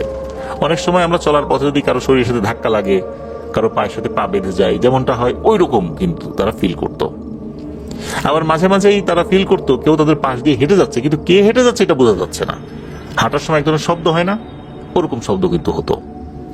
আবার ওয়াশরুমের ছাদ থেকে মাটি থেকে লাফ দিচ্ছে, ধরাম করে একটা শব্দ হচ্ছে, কিন্তু শব্দ শোনা গেলেও কে যে লাফ দিল এটা দেখা যাচ্ছে না। এরপরে আর একটা ঘটনায় আসি। ক্লাস 6 পর্যন্ত কিন্তু এই যে জাহিদুল ইসলাম ভাই ওই হুজুরের কাছে প্রাইভেট পড়েছেন। ক্লাস 7-এ ওঠার পর 2012 সালে ওনার অন্যান্য ক্লাসমেট সহ আরো যারা ছিলেন আর কি, তারা অন্য আরেকজন টিচারের কাছে পড়তেন। তো ওনার নাম ছিল রতন। উনি হিন্দু ছিলেন। ওই সময়ে উনি কবিরাজিও করতেন, অনেকে তাকে রতন কবিরাজ বলে ডাকতেন। উনি হিন্দু হলেও উনি ওনার ধর্মের কিন্তু সব আচার অনুষ্ঠানগুলো পালন করতেন, ধর্মের অনুশাসনগুলো মেনে চলতেন। অর্থাৎ উনি একজন প্র্যাকটিসিং হিন্দু বলতে হবে আর কি। উনি যথেষ্ট ধর্মভীরু একজন মানুষ ছিলেন আর কি, সবসময় পূজা অর্চনা প্রার্থনা এটার মধ্যেই থাকতেন আর কি। আর ওনাদেরকে এই যে জাহিদুল ইসলাম ভাই সহ ওনার যে স্টুডেন্টরা ছিল তাদেরকে বলতে যে তোমরা যারা মুসলিম আসো ঠিকঠাক মতো নামাজ পড়বা, নামাজের তাগিদ দিতেন। দেখা যেত যে উনি পূজার সময় পূজা করতে চলে গেছেন, তাদেরকে বলতেন তোমাদের নামাজের সময় হয়েছে, যাও নামাজ পড়ে আসো। মানে এইভাবে কিন্তু উনি অন্যদেরকে ধর্মীয় অনুশাসন মেনে চলার জন্য তাগাদ দিতেন। আর উনি যে কবিরাজিগুলো করতেন কখনোই উনি টাকার বিনিময়ে কোনো খারাপ কাজ করেছেন এমন কথা শোনা যায় না। উনি ওনার যতটুকু জানা ছিল, যতটুকু জ্ঞান ছিল, সেই জ্ঞানটা কাজে লাগিয়ে কারো সমাধান দিতে পারতেন হয়তোবা। তারপরে কিছু কিছু ক্ষেত্রে কাজও হতো, মানুষও উপকার পেত। তো এরকম করে ওনার চলছিল আর কি। তো ওনার কাছে একটা ব্যাচের মতো করে পড়তেন আর কি। ওনারা রাতের ব্যাচের স্টুডেন্ট ছিলেন। স্কুলের 4 জন আর মাদ্রাসার 5 জন, সর্বমোট 9 জন ওই রাতের ব্যাচে ছিলেন। রাতে এই জাহিদুল ইসলাম ভাই সহ আরো 2 জন, মোট 3 জন যখন আসতেন মাঝে মাঝে ওনার বাসাতেই থাকতেন, যদিও বা এনাদের বাসা কাছাকাছি আর কি ওই টিচারের, তারপরও থাকতেন আর কি। আর এই রতন কবিরাজ যিনি বা রতন স্যার, ওনার বাসার সামনের রুমের পশ্চিম পাশে একটা খাট, পূর্ব পাশে আর একটা খাট। স্যার পূর্ব পাশের খাটে ঘুমাতেন আর ওনারা পশ্চিম পাশের খাটে ঘুমাতেন, মাঝে মাঝে যদি থাকতেন আর কি। রাতে নাকি এই জাহিদুল ইসলাম ভাই প্রায়ই ঘুমের ভিতরে একটা শব্দ শুনতে পেতেন, সেটা এমন যে কাউকে লাথি মারলে যেরকম শব্দ হয় ওরকম শব্দ। একদিন অবশ্য স্যারকে জিজ্ঞেস করেছিলেন ওনারা যে স্যার আসলে এই যে শব্দগুলো এগুলো কেন হয়? তখন স্যার বলেছিলেন যে উনি যে কাজগুলো করেন, দেখা যাচ্ছে যে কিছু দুষ্টু জিনদেরকে তাড়িয়ে দিয়েছেন, এরা আবার শত্রু হয়ে যায়, এরা নাকি মাঝে মাঝে জ্বালাতন করার জন্য আসে। তখন ওদেরকে লাথি দিলে ওরা নাকি ওই ঘরের বেড়ার উপর গিয়ে পড়ে, তখন শব্দ হয়। আর একটা বিষয় ওই রতন স্যার বলে দিয়েছিলেন যে কখনো যদি এরকম কেউ বিরক্ত করতে আসে তাহলে বাম হাত বা বাম পা দিয়ে আঘাত করতে, ডান হাত বা ডান পা দিয়ে আঘাত করলে নাকি এরা তেমন একটা ব্যথা পায় না। মানে এমনটা তার যুক্তি ছিল, যেহেতু উনি কবিরা ছিলেন, উনি ওনার মতো করে বলেছেন আর কি। তো একদিন রাতে হঠাৎ এই জাহিদুল ইসলাম ভাই সহ আরো যে কয়েকজন ছিলেন আর কি, ওরা ওই রাত্রে ওখানে ঘুমিয়েছেন, একজনের ঘুম ভেঙে যায়। ওই ঘরটা কিন্তু কাঠের ছিল, আর কাঠের যে ঘর, এই ঘরের যে দেয়াল দেখা যাচ্ছে যে সেখানে এক ধরনের লোহার পাত ব্যবহার করে ওই পাতের সাথে বিভিন্ন কাঠগুলো সমান্তরালভাবে সাজিয়ে দেয়াল তৈরি করা হয়। আর মেঝে থেকে ওই কাঠের মাঝখানের গ্যাপ থাকে প্রায় 2 ইঞ্চির মতো, 1.5 ইঞ্চি 2 ইঞ্চি, ক্ষেত্র বিশেষে 3 ইঞ্চিও থাকতে পারে, বাতাস আসা যাওয়া করার জন্য এরকম উচ্চতা কিন্তু অনেকে রাখে গ্রামে। তো রাতের বেলা ঘুমিয়ে আছেন, হঠাৎ করে দেখেন যে এই যে মেঝে এবং কাঠ, উপরের অংশের কাঠ, যেহেতু কাঠের বেড়া ছিল আর কি ঘরে, এর মাঝখানের ফাঁকা দিয়ে বিড়ালের মতো কিছু একটা ঢুকছে। ঢোকার পর আস্তে আস্তে আকারটা বড় করে ফেলে। এটা কি মানুষ না অন্য কিছু এটা বোঝা যাচ্ছে না। হালকা ডিম লাইটের আলোতে, মানে খুবই হালকা ডিম লাইটের আলো ছিল ওখানে, অতটুকুতে আর কতটুকুই বা বোঝা যাবে আর কি। দেখা গেল ওই জিনিসটা আস্তে আস্তে ওই রতন স্যারের টেবিলের কাছে চলে গেল। তারপরে মনে হলো ছোট্ট একটা আলো জ্বালালো। এটা কি আসলে টর্চ লাইট নাকি কোনো হারিকেনের আলো বা ছোট্ট কোনো পিডিম, এটা বোঝা যাচ্ছে না। ওই টেবিলে কিন্তু স্যার কিছু কবিরাজির বইপত্র রাখতেন। মনে হচ্ছে যে একটা কবিরাজির বই সে বের করলো, পৃষ্ঠা উল্টালো পাল্টালো। এই আলোতে কিন্তু কে এসেছে তার চেহারা কিন্তু বোঝা যাচ্ছে না। বেশ কিছুক্ষণ এরকম করে আবার বইটা সুন্দর করে রেখে দিয়ে ঠিক যেভাবে এসেছিল ওভাবেই চলে গেল। আস্তে আস্তে আকার ছোট করে ফেললো, তারপর বিড়ালের মধ্যে কিছু একটা হয়ে ঘরের নিচ দিয়ে চলে গেল। পরে সকালবেলা যখন স্যারকে এই জাহিদুল ইসলাম ভাই জানালেন যে এই ঘটনা, তখন স্যার বললেন যে অমাবস্যা রাতে আবার দেখা যাচ্ছে শনি মঙ্গলবার রাতে নাকি কেউ কেউ আসে। তবে রতন স্যার মানা করে দিয়েছিলেন যদি ওরা থাকা অবস্থায় এরকম কেউ কিছু দেখে খবরদার, ডাক যেন না দেয়, কোনো শব্দ যেন না করে, ভয় না পায়। এরা এদের মতো ঘুমাবে, চোখ খুলে যদি দেখেও তাতে কোনো প্রবলেম নাই, কিন্তু ভয় পাওয়ার দরকার নাই, এদেরকে ডাকাডাকি করার দরকার নেই, এমনটাই বলে দিয়েছিলেন। আসলে ঘটনাটা কি সত্য কিনা এইটার সত্যতা যাচাইয়ের জন্য এক অমাবস্যার রাতে ঘুমানোর ভান করে শুয়েছিলেন এই জাহিদুল ইসলাম ভাই। ঠিক মধ্যরাতের দিকে দেখেন যে ওই যে ঠিক ওই ঘটনা, যে নিচ দিয়ে বিড়ালের মধ্যে কিছু একটা অবয়ব ভেতরে ঢুকেছে। তারপর শরীরটাকে একটু বড় করেছে, ছোট টর্চের হালকা আলো জ্বালিয়ে বই থেকে কি যেন একটা ঘাটাঘাটি করলো, এরপর আবার একই রকম ভাবে চলে গেল। মনে হলো ছোট্ট একটা টর্চ, তবে এত ছোট টর্চ এটা গ্রামে আসলে মানুষের কাছে ওভাবে দেখা যেত না। এরপরে আর একটা অদ্ভুত ঘটনা ঘটতো, সেটা হলো যে প্রায়শই নাকি ওনাদের শার্ট প্যান্টের পকেটে টাকা পেতেন। ভেবেছিলেন হয়তো বা ভুলে টাকাগুলো পকেটে ওনারা রেখে দিয়েছিলেন, খেয়াল নেই। কিন্তু এরকম একবার দুবার না, মাসের পর মাস এরকম পেয়েছেন। এক একদিন এক একজনের জামা প্যান্টের পকেটে টাকা পাওয়া যেত, বেশি নাই 50 থেকে 60 টাকার মতো এরকম আর কি। স্যারকে জানানোর পর স্যার বলেছিলেন যে এটা কিন্তু অপব্যবহার করা যাবে না, খাওয়া দাওয়া করতে হবে, হয় নিজে খেতে হবে না হয় অন্য কাউকে খাইয়ে দিতে হবে, এছাড়া অন্য কোনো কাজে টাকা ব্যবহার করা যাবে না। আর খারাপ কাজে তো করাই যাবে না, বিড়ি সিগারেটের ধারে কাছেও যাওয়া যাবে না।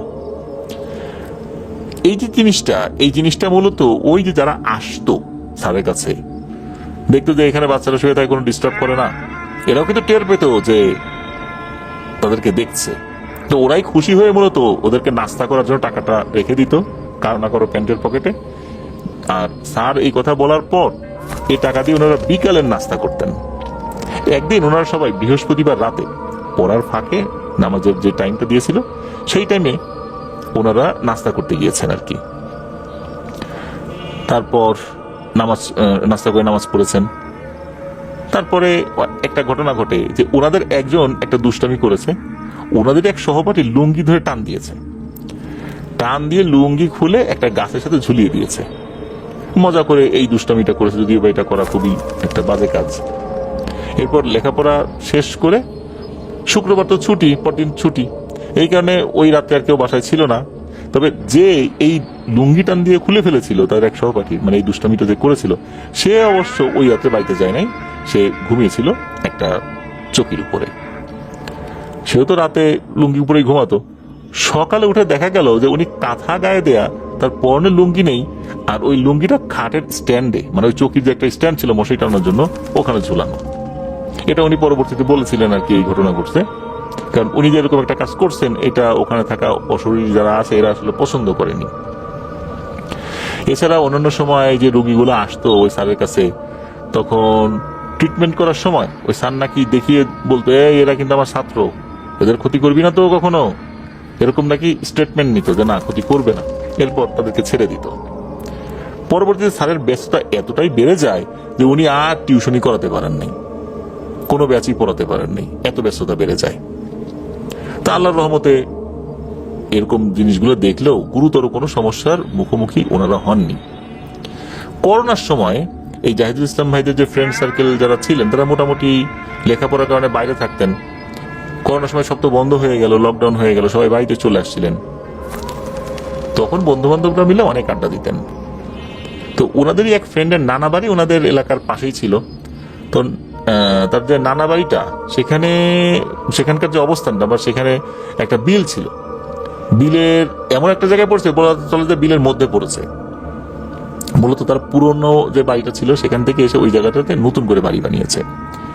একদিন গ্রীষ্মের বিকেলে এই জাহিদুল ইসলাম ভাইয়ের বন্ধু তো তার ওই নানার বাড়ির ওইদিকে যাবে কি জন্য কাজে। তো ওনারা ভাবছেন আমরাও যাই, বিলের ওইদিকে আড্ডা দেওয়া যাবে। বিলের ওইদিকে কিন্তু প্রচুর বাতাস থাকে, একদম প্রাকৃতিক বাতাস, সুন্দর ফুরফুরে বাতাস। আর এমনিতেও সবাই বিলের ওই দিকটাতে হাঁটতে যায় দিনের বেলাতে, বিশেষ করে বিকেল বেলাতে। তো ওনারা ওই বন্ধুর নানার বাড়ির কাজ শেষ করে শেষ বিকেলের দিকে হাঁটতে হাঁটতে প্রায় বিলের মাঝখানে চলে আসছিলেন যখন, তখন মাগরিবের আজান দিয়ে দিয়েছে। বলে রাখা ভালো যে ওনারা যেই জায়গাটাতে ছিলেন ওইখানে কিন্তু বছর 2 বার ফসল তোলা হয়। 2 বার ফসল তোলা হয় আর কি ওই জমিতে। গ্রীষ্মের ফসল তোলা হয়েছে, তখন খালি মাঠে অনেক বাতাস। ওই চিন্তা করেই ভেবেছেন যে এখানে বসে আড্ডা দেই। তো ওনারা যেখানে বসেছিলেন সেখানের পাশে একটা পুকুর বা একটা বড় খাদের মতো ছিল, যেটার চারপাশে গাছ লাগানো ছিল। আর ওই জায়গাতে নাকি একটু সমস্যা আছে, দিনের বেলাতেও ওখানে নাকি মানুষ এই জিনের আক্রমণের শিকার হয়েছে। আর তখন তো ওনাদের মাথায় এত কিছু ছিল না, আর ওনারা তো আর একা নন, কয়েকজন মিলে আছেন আর কি। ওই সময় বুদ্ধি করে খড়কুটো দিয়ে একটু আগুনও জ্বালিয়েছিলেন। তো কথা বলতে বলতে গল্প করতে করতে রাত প্রায় 10টা বেজে গিয়েছে, এতটা সময় পার করে ফেলেছেন। হঠাৎ করে ওনারা দেখেন ওনাদের থেকে আরো দূরে কেউ আগুন জ্বালাচ্ছে, ওই আগুন আবার নিভে যাচ্ছে। তো ওনারা ভেবেছেন হয়তো বা ওনাদের মধ্যে কেউ হবে, কারণ অনেকেই তো ওই লকডাউনের কারণে বাড়িতে চলে আসছেন, স্কুল বন্ধ, সব কিছু বন্ধ, এই জন্যই হয়তো বা তারা এখানে এসে তাদের মতো করে আড্ডা দিচ্ছে। তো এই জাহিদুল ইসলাম ভাইয়ের সাথে ফয়সাল নামের একজন ছিল, সে বলছে চল তো গিয়ে দেখি ওরা কারা। তখন আর এক বন্ধু যার নাম হচ্ছে রাকিব, সে বলে আরে ওখানে আবার যাওয়ার দরকার কি, ওরা ওদের মতো করে সময় কাটায়, ওরা ওদের সার্কেল নিয়ে গল্প গুজব করছে, আমরা ওখানে গিয়ে ওদেরকে বিরক্ত করার কোনো দরকার আছে নাকি। তো মানা করার পর ফয়সালের দিকে যায়ন, কিন্তু দূর থেকে চিৎকার দিয়ে বলে এই কে রে ওখানে, কিন্তু ওপাশ থেকে কোনো উত্তর আসে না। তখন ফয়সাল জোরে একটা সংকেত দেয়, অনেকে কিন্তু দূর থেকে এরকম সংকেত দেয়, গ্রামে আমরা একটা দেখি কু বলে একটা চিৎকার দেয়, তো ওই রকম করে একটা চিৎকার দিয়েছে। যখন এই চিৎকারটা দিয়েছে ওই পাশ থেকে ঠিক সেম চিৎকারটা মানে রিপ্লাই দিয়েছে। ফয়সাল যতবার এরকম শব্দ করে ততবারই ও পাশ থেকে ওই শব্দটা করে, তবে আরো জোরে করে করে, প্রতিবারে মনে হচ্ছে ওই পাশের শব্দটা একটু একটু করে জোরে হচ্ছে। তখন ওনারা চিন্তা করছেন দেখি তো যাই, ওখানে মনে হয় আমাদেরই বন্ধু বান্ধব কেউ আছে, নাহলে এরকম করে রিপ্লাই দিচ্ছে কেন। ওনারা উঠে যখন দাঁড়িয়েছেন, দাঁড়িয়ে ওই দিকটাতে যাওয়া শুরু করছেন যে ওখানে কারা আছে দেখতে যাবে, হঠাৎ করে মনে হলো দমকা বাতাস শুরু হয়ে গেছে, বাতাস তাদেরকে ওদিকে যেতে দিচ্ছে না। এরপরে মনে হলো যে বৈশাখী ঝড় শুরু হয়ে গেছে। ওনারা তখন উল্টো দিকে ঘুরে দৌড়ানো শুরু করেছেন যে কিসের কি, কে আছে না আছে পরে কথা, আগে বাড়ির দিকে যাই, যদি ঝড় ফাইনালি শুরুই হয়ে যায়। ওনাদের কাছে মনে হচ্ছিল ওনারা যখন দৌড়াচ্ছিলেন বাতাস এমন ভাবে ওনাদেরকে ধাক্কা দিচ্ছিল, মনে হচ্ছে ওনারা উড়ে উড়ে দৌড়াচ্ছেন। ওই সময় ওনারা বেশ ভয় পেয়ে যান যে এমনটা তো হওয়ার কথা না, নিজেদের শেখা দোয়া দুরুদ ওনারা পড়ছিলেন।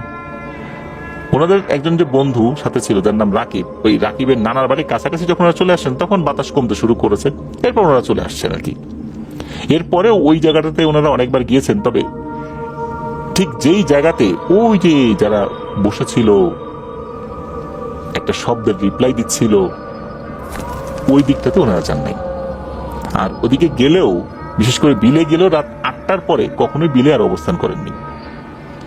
এছাড়াও নাকি করোনার সময় ওনারা রাতেও অনেক আড্ডা দিয়েছেন, সেই মাদ্রাসা মাঠেই অনেক কিছু চোখে পড়তো, যেমন হঠাৎ করে দেখা যেত যে বিড়াল চলে আসছে, আবার চোখের সামনে থেকে বিড়ালটা উধাও হয়ে গেছে। হঠাৎ করে মসজিদের অজুখানার বাতি জ্বলে ওঠে, যদিও বা কেউ নেই, আবার দেখা গেল যে বাতি একা একাই নিভে গেছে। আবার অমাবস্যার রাতে দেখা গিয়েছে যে ওনারা যখন ডাব চুরি করে খেতেন, বাগান থেকে জাম্বুরা পেরে খেতেন, সাধারণত যেটা হয় গ্রামের উঠতি বসি ছেলেরা যা করে আর কি, তো এরকম করার সময়ও খুব একটা সমস্যা ফেস করেননি। মাদ্রাসার মাঠ থেকে এই জাহিদুল ইসলাম ভাইদের বাড়িতে যাবার 2টা রাস্তা ছিল, একটা সামনের দিক দিয়ে আর একটা পেছনের দিক দিয়ে। পেছনের দিকটা এরকম ছিল যে ঘন জঙ্গল ছিল, ওখানে অনেকের সাথে খারাপ কিছু ঘটেছে। জাহিদুল ইসলাম ভাই জানিয়েছেন উনি আবার একা হাঁটতে পছন্দ করেন, বেশিরভাগ সময় উনি ওই জঙ্গলের সাইডটা দিয়ে হাঁটতে পছন্দ করতেন একা একা, যেহেতু ওদিকে লোকজন কম যায় আর কি। অনেক সময় দেখা যেত যে উনি হাঁটছেন, হঠাৎ করে একটা বড় সাইজের বিড়াল দূর থেকে ওনার দিকে অদ্ভুত ভাবে তাকিয়ে আছে। তো উনি আর কোনো ধরনের কোনো সারা শব্দ করতেন না, ওই বিড়ালটাকে বিরক্তও করতেন না। উনি বিড়ালটাকে বা এরকম কোনো কিছু দেখলে সালাম দিয়ে দিতেন। আবার দেখা যেত উনি হেঁটে যাচ্ছেন, কোন একটা নির্দিষ্ট ডাল নড়াচড়া করছে। উনি বুঝতে পারতেন যে ওখানে কিছু একটা আছে, ওনাকে সংকেত দিচ্ছে, তখন উনি সালাম দিতেন। এই কারণে দেখা যেত যে ওনার সাথে বড় ধরনের কোনো সমস্যা আল্লাহর রহমতে হয়নি। এখনো পর্যন্ত বড় ধরনের কোনো সমস্যা উনি ফেস করেননি বলে জানিয়েছেন। মসজিদের সেই হুজুর বেশ কিছু দোয়া শিখিয়ে দিয়েছিলেন ওনাদেরকে, এখনো সেই আমলগুলো করে যাচ্ছেন। তো এটাই ছিল ঘটনা। ধন্যবাদ জানাচ্ছি জাহিদুল ইসলাম ভাইকে ওনার পাঠানো ঘটনার জন্য। প্রিয় লিসেনার্স, এখন যে ঘটনাটি আপনাদের সাথে শেয়ার করবে, এই ঘটনাটি আমাদেরকে যিনি পাঠিয়েছেন ওনার নাম মোহাম্মদ আসাদুল্লাহ। ওনার গ্রামের বাড়ি জামালপুর জেলার ইসলামপুর উপজেলার চর পুটিমারি ইউনিয়নের একটি গ্রামে। উনি বর্তমানে একটি টেক্সটাইল কারখানায় কর্মরত রয়েছেন। উনি জানিয়েছেন যে অনেকদিন ধরেই আমাদের সাথে উনি আছেন, আর এটি ওনার পাঠানো প্রথম ঘটনা। এই ঘটনাটি উনি শুনেছিলেন ওনার দাদুর কাছে, আর ঘটনাটি ওনার দাদুর সাথেই ঘটেছিল। ওনার দাদুর নাম ছিল নওশাদ। তিনি ছিলেন একজন কবিরাজ, এলাকায় বেশ পরিচিত এবং নাম করাই ছিলেন বলতে হবে। দাদুর সাথে ঘটনাটি ঘটেছিল আনুমানিক 1980 সালের দিকে। তখন কিন্তু গ্রামের যোগাযোগ ব্যবস্থা অত্যন্ত সীমিত ছিল, অর্থাৎ যোগাযোগ ব্যবস্থা ততটা ভালো ছিল না। বেশিরভাগ মানুষ পায়ে হেঁটেই চলাচল করত, যেহেতু মেঠো পথ ছিল সেখানে প্রচুর। এখন তো বিভিন্ন জায়গায় পাকা হয়ে গেছে, ইটের রাস্তাও হয়েছে, তখন কিন্তু এরকম ছিল না। বর্ষাকালে এই পথ দিয়ে হাঁটা অনেক দুরূহ হয়ে যেত। দূরের জায়গায় যেতে হলে গরুর গাড়িতে যেতে হতো, আর যদি নৌপথে যাওয়া যায় সেক্ষেত্রে নৌকা ব্যবহার করত। সড়ক পথে অর্থাৎ যদি পায়ে হেঁটে যেতে হয় তাহলে গরুর গাড়ি ছিল ভরসা এক গ্রাম থেকে আরেক গ্রামে যাবার জন্য।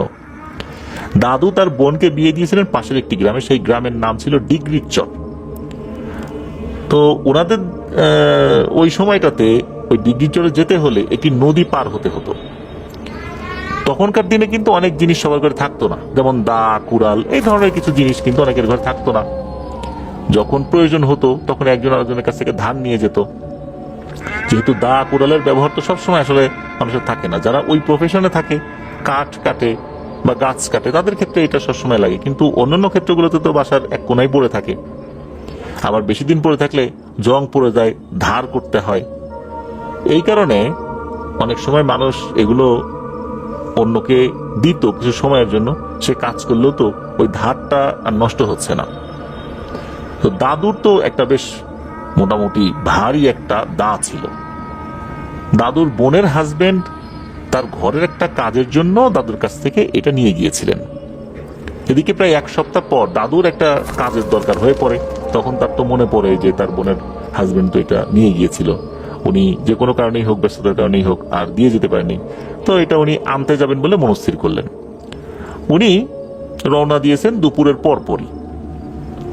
তো ওই গ্রামে যেতে খুব বেশি সময় লাগেনি, দুপুরবেলা খাওয়া দাওয়া করে রওনা দিয়েছেন, হাঁটতে হাঁটতে চলে গেছেন। তখন আসরের আজান দেয়নি আর কি। তো যখন বোনের বাসায় গিয়েছেন তখন দেখলেন যে বোন ভাইকে দেখে তো খুবই খুশি।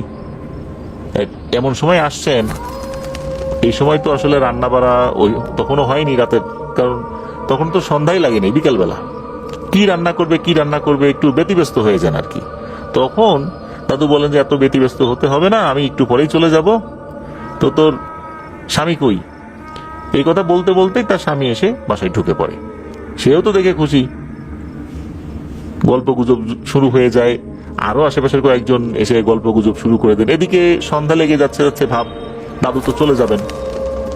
এদিকে ওনার বোন ওই সময়ে যতটুকু আপ্যায়ন করার জন্য কিছু একটা রান্না করতে পেরেছিলেন সেটা পরিবেশন করেন। তো দাদু খেয়ে দিয়ে সন্ধ্যার আগেই দাটা হাতে নিয়ে বেরিয়ে পড়েন। ঘটনা কিন্তু এখান থেকে শুরু। দাদু নদীর পাড় ধরে হাঁটি হাঁটি পা করে আসছিলেন আর কি।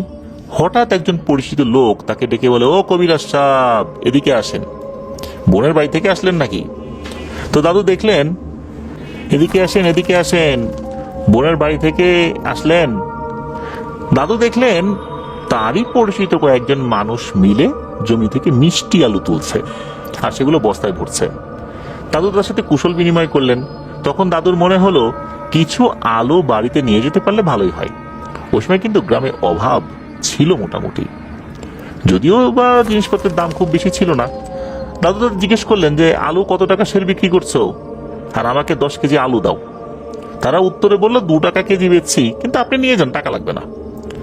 দাদু জোর করে টাকা দিতে চাইলেও তারা নিতে রাজি হলো না। শেষে তারা একটি বস্তার ভেতরে বেশ ভালো করে আলু ভরে দাদুর হাতে তুলে দিল। সেই বস্তা মাথায় নিয়ে দাদু আবার হাঁটা শুরু করলেন। খেয়া পার হয়ে তিনি যখন ওরা গ্রামের দিকে আগাচ্ছিলেন, গ্রাম থেকে প্রায় 1 কিলোমিটার আগে একটি ছোট খাল পড়তো, যেখানে সাধারণত হাঁটু সমান পানি থাকতো। ওখানে নৌকা চলতোও না, মানুষ নৌকায় উঠতোও না, কেননা মানুষ হেঁটেই পার হয়ে যেত। বর্ষার সময় ওই খালে হাঁটু বা কোমর পানি, আর অন্যান্য সময় তো পানি থাকতো না। তো ওই খালটা এমন একটা জায়গায় ছিল যে ওখান দিয়ে পার হবার সময় বা আশেপাশে বিভিন্ন সময় নাকি মানুষ ভয় পেয়েছে। অদ্ভুত অদ্ভুত ঘটনাও সেখানে ঘটেছে। দাদু আল্লাহর নাম নিয়ে খালে নেমে পড়লেন। খালের মাঝামাঝি পৌঁছাতেই তিনি অনুভব করলেন কেউ মনে হচ্ছে তার মাথায় যে বস্তাটা রয়েছে, আলুর বস্তা, সেখান থেকে টান দিয়ে দিয়ে একটা একটা আলু নিয়ে যাচ্ছে বা বের করে নিচ্ছে, অথচ ওই বস্তার কোথাও কোনো ফাঁকা বা ছেঁড়া ছিল না। প্রথমে তিনি বিষয়টাকে তেমন একটা গুরুত্ব দিলেন না, খালটা পার হতে থাকলেন। কিন্তু তার যে অনুভূতিটা, এটা কিন্তু একই রকমই চলতে থাকলো। মনে হচ্ছে কেউ আলু বের করে নিয়ে যাচ্ছে। খাল পার হয়ে একটু সামনে এগোতেই উনি একটা ভয়ানক দৃশ্য দেখতে পেলেন। তখন কিন্তু সন্ধ্যা পার হয়ে রাত হয়ে গেছে। উনি দেখতে পেলেন রাস্তা আটকে এক বিশাল অবয়ব দাঁড়িয়ে আছে। দেখতে এমন মনে হচ্ছে বিশাল আকৃতির কোনো একটা পাহাড় মাটি থেকে উপরের দিকে উঠে গেছে। তখনই দাদু বুঝে গেলেন এটা কোনো স্বাভাবিক বিষয় নয়। আর যে একটু আগে আলু চুরি করে নিয়ে যাচ্ছিল, এটাও তো স্বাভাবিক বিষয় ছিল না, যেহেতু এখন এই বিষয়টা উনি দেখছেন। যেহেতু উনি কবিরাজ ছিলেন, উনি সাহস করে ওই অবয়বটির দিকে তাকিয়ে বললেন, তুই কে রে? হ্যাঁ, তুই আমার পথ আটকাইছিস, এখনই সরে যা। দেখছিস আমার হাতে এটা কি? বিশাল একটা দা, কুপায় তোরে কিন্তু শেষ করে দিব। চিনিস আমি কে? এই কথা বলার পর ওই অবয়বটা থেকে কিন্তু কোনো ধরনের কোনো উত্তর পাওয়া গেল না। উনি দেখলেন যে ওই অবয়বটা রাস্তা থেকে সরে গেল এবং মিলিয়ে গেল। দাদু আর দেরি না করে সেখান থেকে দ্রুত বাড়ির দিকে চলে এলেন। এর কয়েকদিন পর থেকেই দাদুর শরীরে প্রচন্ড জ্বর দেখা যায়। পেটের ভিতর গুরুতর সমস্যা শুরু হয়। দিন দিন ওনার স্বাস্থ্যের অবনতি হতে থাকে।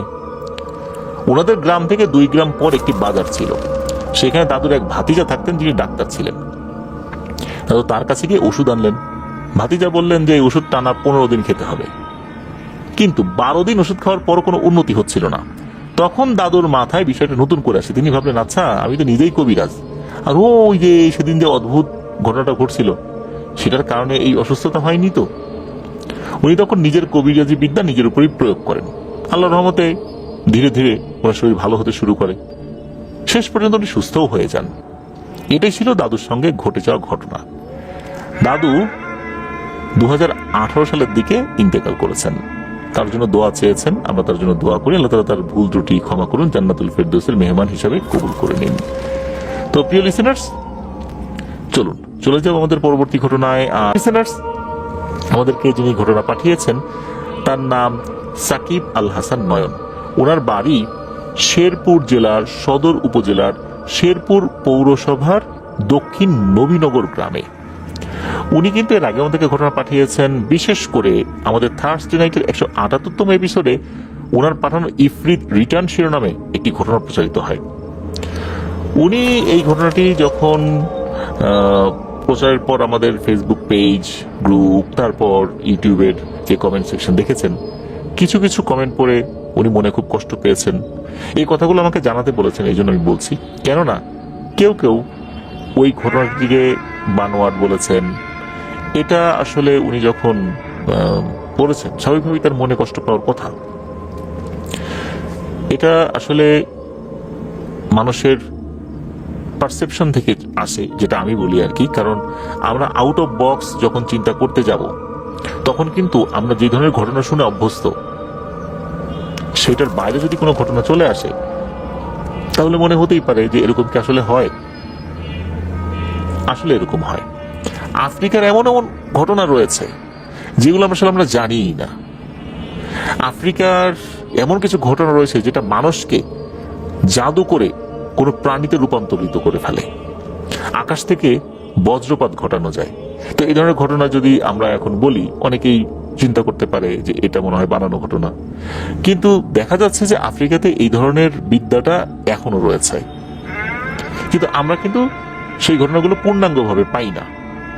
যদি কেউ এই ধরনের ঘটনা শেয়ার করে তাহলে অনেকে এটা বিশ্বাস করতে চাইবে না, তখন তার জায়গা থেকে কোনো কমেন্ট করতেই পারে। তো এই জন্য আসলে আমরা যখনই আউট অফ বক্স চিন্তা করতে চাই কোনো একটা ঘটনা নিয়ে, এটা সবাই কিন্তু চিন্তা করতে পারি না।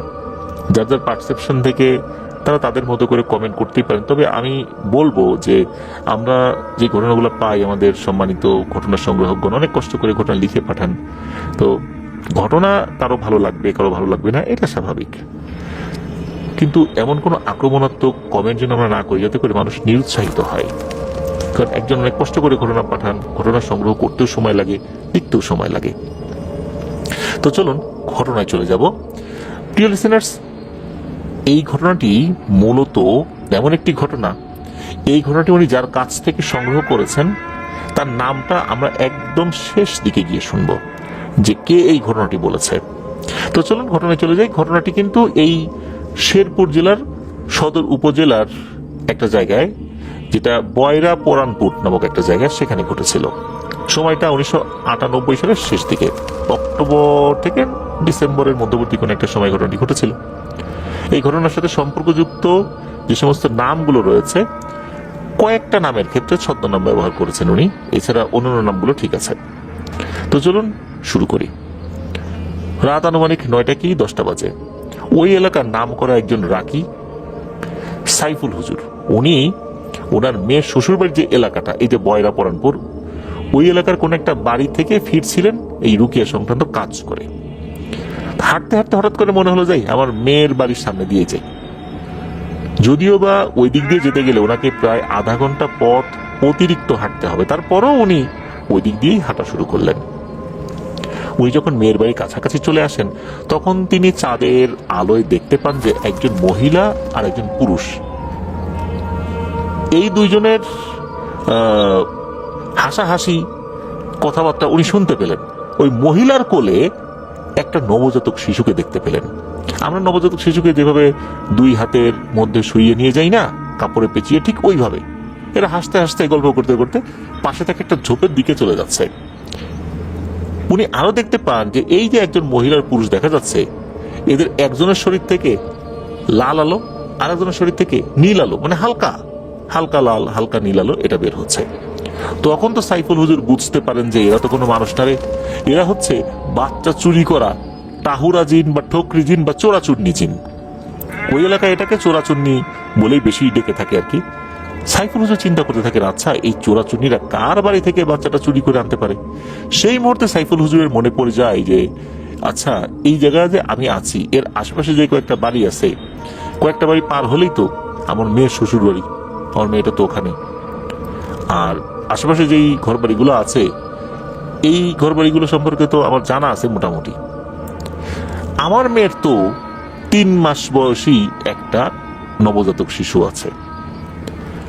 তো এই চোরাচুন্নিগুলা কি আমার মেয়ের বাচ্চাটাকে চুরি করে নিয়ে যাচ্ছে নাকি, আমার নাতিটাকে চুরি করে নিয়ে যাচ্ছে নাকি?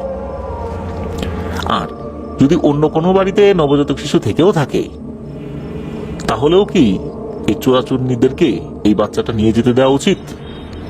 না, এটা তো করা যাবে না। যেহেতু আমার নজরে পড়ে গেছে আমাকে তো থামাতেই হবে, নাহলে পরকাল আল্লাহর কাছে আমি কি জবাব দেব। তো ওই চিন্তা করে ওই যে চোরাচুন্নি দুইটা যে ঝোপের দিকে ঢুকেছে, উনিও ওই ঝোপের ভিতরে ঢুকে যান। ঢুকে গিয়ে দেখেন যে আরে খুব মজা করেই এই চোরাচুন্নি দুটা ওই বাচ্চাকে মাটিতে রেখে মানে খাওয়ার প্রস্তুতি নিচ্ছে।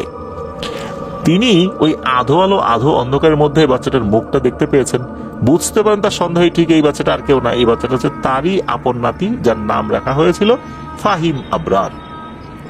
তখন ওই সাইফুল হুজুর চোরাচুন্নিদেরকে উদ্দেশ্য করে বলতে থাকে, কিরে এতক্ষণ দাঁড়িয়ে দাঁড়িয়ে শুধু তোদের তামাশা দেখলাম রে, তা বল দেখিনি কোন বাড়ির এত বড় সর্বনাশ করে আসলি, আমি একটু শুনি। এই কথা শোনার সাথে সাথে চোরাচুন্নি দুটা যখনই সাইফুল হুজুরের দিকে তাকিয়েছে বাঘ দেখার মতো ভয় পাইছে, এমন ভাবে চমকে উঠছে না। তবে নিজেদেরকে সামলে নিয়ে ওই দুইটার মধ্যে যে পুরুষ, সে বলে ওঠে, এই বেটা কোন বাড়ির সর্বনাশ করে আসলাম আর কার সর্বনাশ করে আসলাম তার কৈফিয়ত কি তোকে দিতে হবে? যে ভাগ এখান থেকে, আমাদেরকে আমাদের কাজ করতে দেয়। তখন সাইফুল হুজুর রেগে ওঠেন এবং বলেন, ও চোরের মারার বড় গলা, তাই না?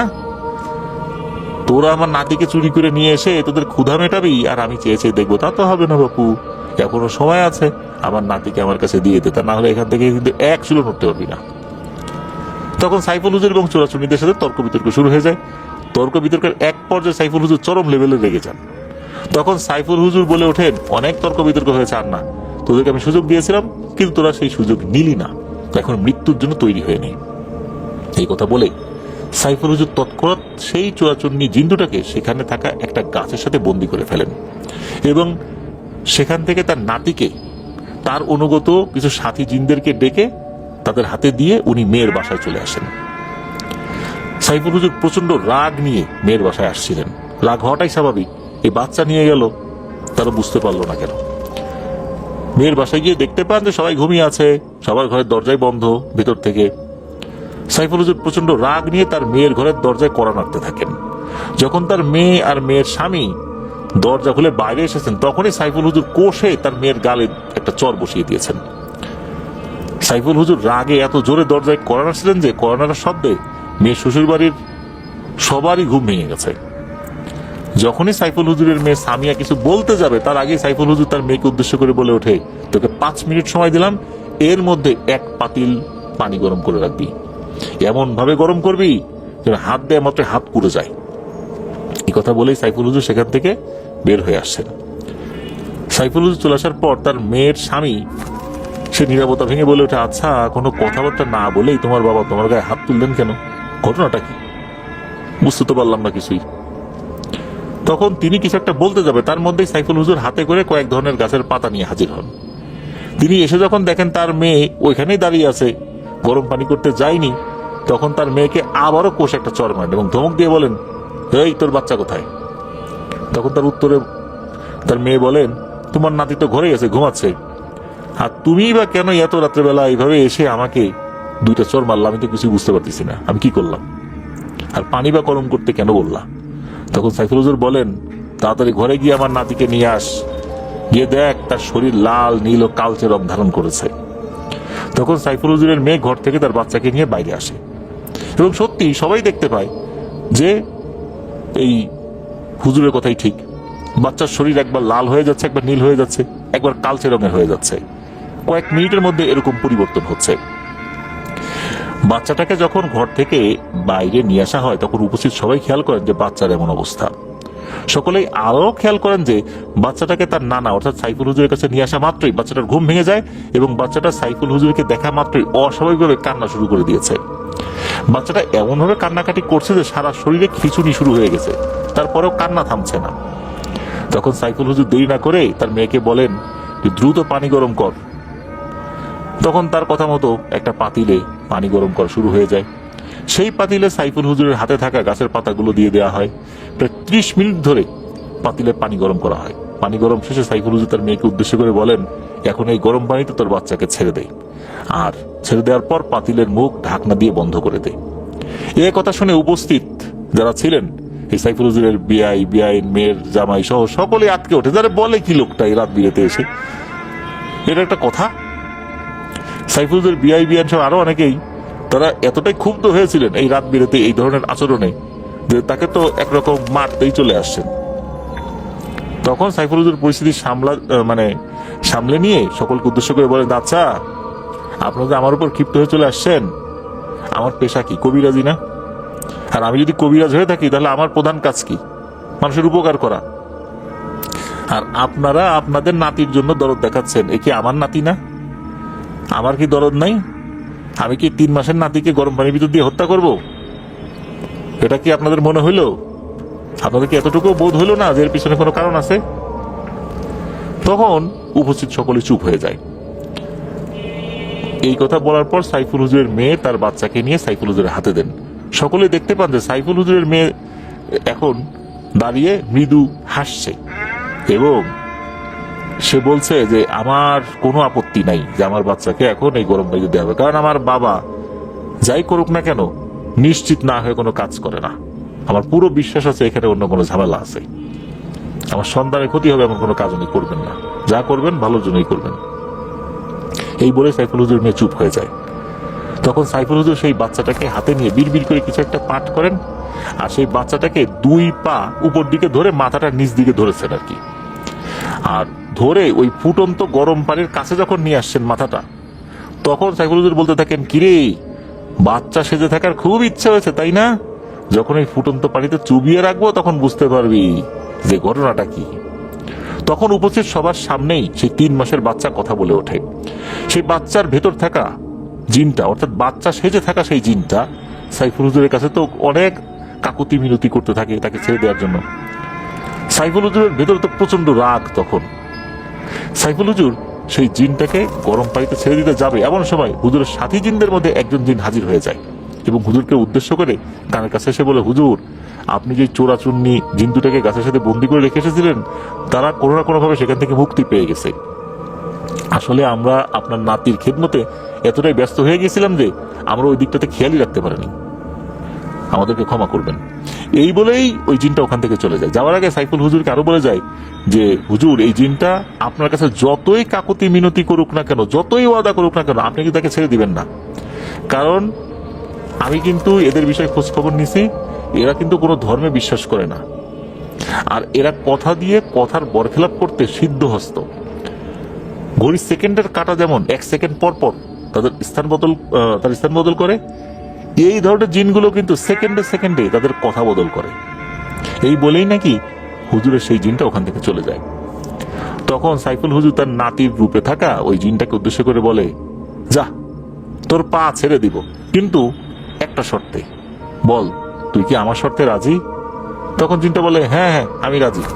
তখন সাইফুল হুজুর সেই জিনটাকে বলে যে, তোরা আমার নাতিকে নিয়ে যেতে এসেছিলি, নিয়েও গেছিস, তোদের এই অপরাধ আমি না হয় বিবেচনা করলাম না, অন্যভাবে বিবেচনা করলাম, কিন্তু তোদের এই বাচ্চা চুরি করে নিয়ে যাওয়ার উদ্দেশ্যটা কি একটু আমার মেয়ের শ্বশুরবাড়ির লোকদেরকে একটু বল দেব।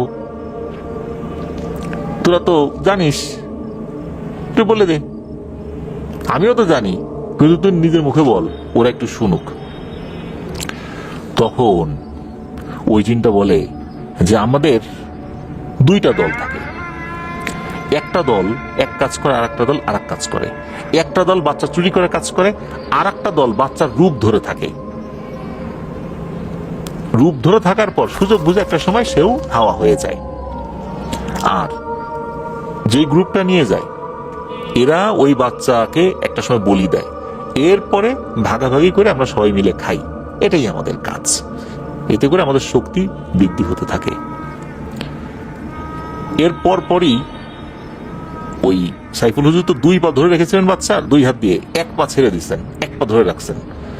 তখন সাইফুল হুজুর বলতেছেন যে, তোর 1 পা কিন্তু ছেড়ে দিছি, আরো কিছু বলবি? বলে, এই হুজুর তুই কিন্তু বলছিলি যে আমি কিছু বলার পর আমাকে ছেড়ে দিবি, তোর পা ছেড়ে দিবি। তখন হুজুর বলে, হ্যাঁ ঠিকই তো, যা তোর 2 পাই ছেড়ে দিলাম।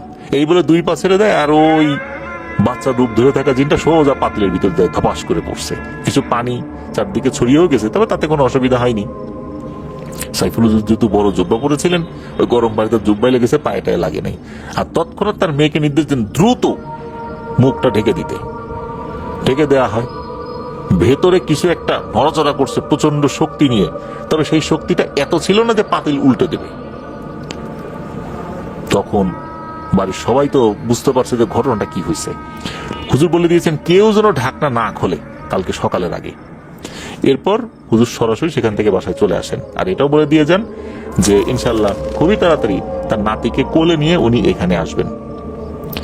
আর এই যে সাইফুল হুজুরের সাথে আচরণ খারাপ করছিল তার মেয়ের বেআইন অন্য লোকজন, তারাও তো সাইফুল হুজুরের কাছে মাপ চান, যে তারা তো বুঝতে পারেন না যে ঘটনাটা আসলে কি। তো যাই হোক, হুজুর মৃদু হেসে দিয়ে ওখান থেকে চলে যান। তো সকালবেলা হুজুর আসেন। হুজুর আসার পর জিজ্ঞেস করেন যে, কেউ কি পাতিলের ঢাকনা খুলছিল? সবাই বলে, না, কেউ ঢাকনা খোলে নাই। তখন উনি তার মেয়েকে বলেন, এইবার ঢাকনা খুল। তার মেয়ে যখন ঢাকনা খুলেছে, উপস্থিত সবাই দেখতে পায়, বা যা দেখতে পায় দেখে সবাই চমকে উঠছিলেন। দেখা গেল একটা কাক মরে আছে, তবে বডিটা কাকের মতো, মাথাটা 5-6 মাস বয়সী বাচ্চাদের মতো, মুখটা ভয়ঙ্কর রকমের কালো এবং ঝলসানো। মুখ থেকে বেশ কিছু 3 ইঞ্চি, প্রায় 3 ইঞ্চি হবে, 3 ইঞ্চি পরিমাণ লম্বা সূচালো দাঁত বেরিয়ে আছে, যা কিনা একটা মানুষকে কয়েক মিনিটের মধ্যেই খেয়ে ফেলতে পারে। এত সূচালো দাঁত, কামড় দিলে আর নিস্তার নাই এই দাঁত দিয়ে। তখন সাইফুল হুজুর তার মেয়ে সামিয়াকে উদ্দেশ্য করে বলে, তোর বাচ্চাকে 6 মাস বয়স পর্যন্ত চোখে চোখে রাখবি, এক মুহূর্তের জন্য বাচ্চার কাছ থেকে আলাদা হবি না। যদি খুব প্রয়োজনে যেতেই হয় তাহলে বাচ্চাকে কারো কোলে দিয়ে যাবি, বা বাচ্চার কাছে কাউকে রেখে যাবি। রান্না করতে গেলেও যেন বাচ্চাটা তোর কাছেই থাকে, মনে থাকে যেন। কেননা আমি যেই চোরাচুন্নি দুইটাকে গাছের সাথে বন্দি করে রেখে এসেছিলাম, তারা তো কোনো একটা কারণে সেখান থেকে মুক্ত হয়ে গেছে। তাদের একজনকে যেহেতু আমি হত্যা করেছি, ওরা যে কোনো সময় প্রতিশোধ নেওয়ার জন্য ফেরত আসবে। এই কথা বলে হুজুর মেয়ের বাড়ি থেকে নিজ বাড়িতে চলে আসেন। ওই দিন বিকেলের দিকে বাচ্চাকে কোলে নিয়ে উনি হাজির হয়ে যান। জিনেদের কাছ থেকে উনি বাচ্চাকে নিয়ে আসছেন। মূলত জিনেদের কাছে দিয়ে আসছেন এর পিছনে কারণ আছে। কারণ হচ্ছে ওই চোরাচুন্নিরা ওই সময়ের মধ্যে ওই বাচ্চার উপর কিছু জাদু প্রয়োগ করেছিল। ওই জিনেদের কাছে উনি দিয়ে আসছেন যাতে করে তারা রুকিয়া করে ওই জাদুটা কেটে ফেলতে পারে। ওইটা কাটার জন্য বা তার অনুগত কয়েকটা জিন ছিল, এরা আবার সিদ্ধহস্ত ছিল, ওই বিষয়ে তারা রাখি ছিল, এই জন্য উনি দিয়ে আসছিলেন। তো বাচ্চা তো ফেরত আসছে। এরপর 5-6 মাস তো পার হয়ে গেছে। একদিন হয়েছে কি, হুজুরের মেয়ের স্বামী, তারপর বিআইন বাড়িতে এসে হাজির হয়েছেন। এটা দেখে তো হুজুর বেশ খুশি হন, এই ভেবে যে মেয়ের বাড়ির সবাই এই বাসায় আসছে। কেননা হুজুরের বিআইন মাঝে মাঝে বেড়াতে আসলে তার বিআই খুবই কম আসতেন, ব্যস্ততাও থাকতো, তার খুবই কম আসতো। যেহেতু আসছে, নিশ্চয়ই একটা বিশেষ উদ্দেশ্য আছে।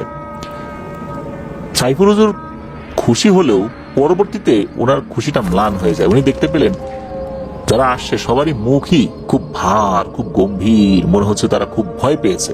সবার মুখেই একরাশ ভয়ের ছাপ ফুটে উঠেছে। নিজের মেয়ের চোখে মুখেও ভয় এবং আতঙ্কের ছাপ দেখে হুজুর বুঝতে পারেন নতুন করে হয়তো বা কোনো একটা খারাপ ঘটনা ঘটেছে। তখন তারা কিছু বলার আগেই হুজুর তার মেয়েকে উদ্দেশ্য করে বলে যে, মা বলতো আবার কি ঘটছে? উত্তরে সাইফুল হুজুরের মেয়ে বলে ওঠে যে, আমি কয়েকদিন ধরেই একটা স্বপ্ন দেখে যাচ্ছি। তো আমি স্বপ্নের মধ্যে দেখতে পাই আমি আমার বাচ্চাকে কোলে নিয়ে ঘুম পাড়াচ্ছি। এমন সময় 2টা কাক একসাথে উড়ে এসে আমার থেকে একটু দূরে বসলো। কাক দুটার পুরো শরীর কাকের মতো হলেও মাথাটা ছিল একটা 5 থেকে 6 মাসের বাচ্চার সাইজের সমান, মুখে অসংখ্য সুচালো দাঁত, সেই সাথে তাদের চোখগুলো কোটর থেকে বের হয়ে ঝুলে রয়েছে। যেমনটা তোমার নাতিরূপী জিনকে গরম পানিতে চুবিয়ে মেরে ফেলার পরে আমরা দেখেছিলাম, অনেকটা ওই রকম। তখন সাইফুল হুজুরের মনে পড়ে যায় সেই চোরাচুন্নি জিন দুইটার কথা, যেই জিন দুটাকে তিনি গাছের সাথে বন্দি করে রেখে আসার পর তারা মুক্ত হয়ে গিয়েছিল। তখন সাইফুল হুজুরের মেয়ে আবার বলে ওঠে, আমি এই স্বপ্ন কয়েকদিন দেখার পর হঠাৎ করে স্বপ্ন দেখা বন্ধ হয়ে যায়। আমি ভাবতে থাকি হয়তো বিপদ কেটে গেছে। কিন্তু একদিন দুপুরে আমি আমার বাচ্চাকে গোসল করাচ্ছিলাম, এমন সময় হঠাৎ করে এই স্বপ্নে দেখা সে কাক দুইটা সরাসরি আমার থেকে 10 কি 15 হাত দূরে এসে বসে। আমাকে উদ্দেশ্য করে মানুষের মতো কথা বলতে থাকে, সেদিন তোর বাচ্চাকে আমরাই নিয়ে গিয়েছিলাম রে, কিন্তু কোথা থেকে যেন তোর বাবা এসে আমাদের কাজে বাধা দেয়, যার ফলে আমরা তোর বাচ্চাকে কিছুই করতে পারিনি। শুধু তাই না, তোর বাবা আমাদের একজন সাথীর কাছ থেকে আমাদের সম্পর্কে সকল কিছু শোনার পর তাকে ছেড়ে দিবে বলে কথা দিয়েও তাকে হত্যা করেছে। এর প্রতিশোধ হিসাবে আজকে তোর সামনেই আমরা তোর বাচ্চাকে নিয়ে যাব। এই বলে সেই বাচ্চার মাথাওয়ালা কাক দুইটা আমার দিকে হেঁটে হেঁটে আসতে থাকে। এটা দেখে ভয়ে আমি একটা চিৎকার দেই। এরপর আমার কিছুই মনে নাই। আমার যখন জ্ঞান ফেরে তখন আমি নিজেকে বিছানায় দেখতে পাই। তখন আমার বাচ্চার কথা বলতেই তোমাদের জামাই আমাকে বলে যে, তোমার চিৎকার শুনে আমি যখন বাইরে বের হয়ে আসি তখন আমি দেখতে পাই যে তুমি মাটিতে অজ্ঞান হয়ে পড়ে আছো, আর আমাদের বাচ্চা শূন্যে ভেসে ভেসে চলে যাচ্ছে। তার 2 পাশে 2টা কালো ধোঁয়া ঘুরপাক খাচ্ছে, মনে হচ্ছে অদৃশ্য কোনো কিছু আমাদের বাচ্চাকে নিয়ে যাচ্ছে। এটা দেখে আমি সাথে সাথে দৌড়ে গিয়ে আমাদের বাচ্চাকে ধরে ফেলি, এবং সাথে সাথে কালো ধোঁয়া দুইটার ভিতর থেকে অদৃশ্য কোনো কিছু আমার 2 গালে 2টা কোষে চড় দিয়ে বাতাসে মিলিয়ে যায়। তো এই কথাগুলো তো এই বাচ্চার মা আর কি, অর্থাৎ সাইফুল হুজুরের মেয়ে, সে তো বললো। তো এটা শুনে সাইফুল হুজুর বুঝতে পারেন যে এইটাই মূলত সেই চোরাচুন্নি জিন দুইটার কাজ। তখন সাইফুল হুজুর তার মেয়েকে উদ্দেশ্য করে বলে যে, চিন্তার কোনো কারণ নাই, আমি আজ রাতেই সেই চোরাচুন্নি দুইটাকে হাজির করব। আমার নাতিকে 2 বার ক্ষতি করার চেষ্টা করার জন্য তাদের শাস্তিও দেব ইনশাল্লাহ। যথারীতি হুজুর সেদিন রাতে এশার নামাজের পর বাড়ির উঠোনে তার আসন বসান, সেই চোরাচুন্নিদের হাজির করার জন্য তার প্রক্রিয়া শুরু করেন। প্রায় 2 ঘন্টা সময় অতিবাহিত হয়ে যায়, কিন্তু হুজুর কোনোভাবেই জিনকে হাজির করতে পারেন না। এক পর্যায়ে হুজুর বিরক্ত হয়ে যান। তখন তার সাথে থাকা যেই সাথী জিন তাদেরকে ডাকতে থাকেন। ডাক দেওয়ার সাথে সাথেই হুজুরের সাথী জিনেরা হাজির হয়ে যায়। হুজুর সহ হুজুরের উঠোনে উপস্থিত সকলের উদ্দেশ্যে সালামও দেন। তারা কিন্তু কারো উপরে হাজির হন নাই, সরাসরি হাজির হয়েছেন। তবে একটা বাতাসের আকার, সবাই বুঝতে পেরেছে একটা বাতাস আসছে আর কি। তো হুজুরকে উদ্দেশ্য করে বলে ওঠে, হুজুর আমরা বুঝতে পারছি আপনি আমাদেরকে কেন ডেকেছেন। আপনার ডাকে চোরাচুন্নি 2টা সাড়া দিচ্ছে না, তাই তো? হুজুর উত্তরে হ্যাঁ সূচক সম্মতি জানান। সাথে সাথেই ওই সাথী জিনেরা ওখান থেকে চলে যায়। এটা দেখে হুজুর একটু অবাক হয়ে যান এবং ভাবতে থাকেন তাদেরকে ডাকলাম, কি কারণে ডাকলাম সে সম্পর্কে বিস্তারিত কিছু না শুনে ভাবে চলে গেল কেন। এর আগে তো তারা কখনো এমন আচরণ করেনি। একথা ভাবতে ভাবতেই হঠাৎ করে হুজুরের বাড়ির উঠোনের পরিবেশ পাল্টে যায়। একটা ঘূর্ণি বায়ু হুজুরের বাড়ির উঠোনে প্রবেশ করে। এরপর হুজুরকে উদ্দেশ্য করে আরো একবার সালাম দিয়ে ঘূর্ণি বায়ু থেমে যায়। সালাম শুনে হুজুর চিনতে পারে এটা তার সাথী জিনদের আওয়াজ। যখন সাইফুল হুজুর কিছু একটা বলতে যাবে তার আগে সাথী জিনেরা বলে ওঠে, হুজুর বেয়াদবি মাফ করবেন, কারণ আপনি ডাকার সাথে সাথে আমরা হাজির হয়েছি ঠিকই, কিন্তু যাওয়ার আগে কিন্তু আপনার কাছ থেকে অনুমতি নিয়ে যায়নি। আমরা যখন শুনতে পারলাম আপনি ডাকার পরও সেই চোরাচুন্নিরা আপনার ডাকে সাড়া দেয়নি, তখন বিষয়টা কিন্তু আমাদের আত্মসম্মানে লেগেছে। এটা একটা বড় ধরনের বেয়াদবি, ধৃষ্টতা, আপনাকে অপমান করেছে।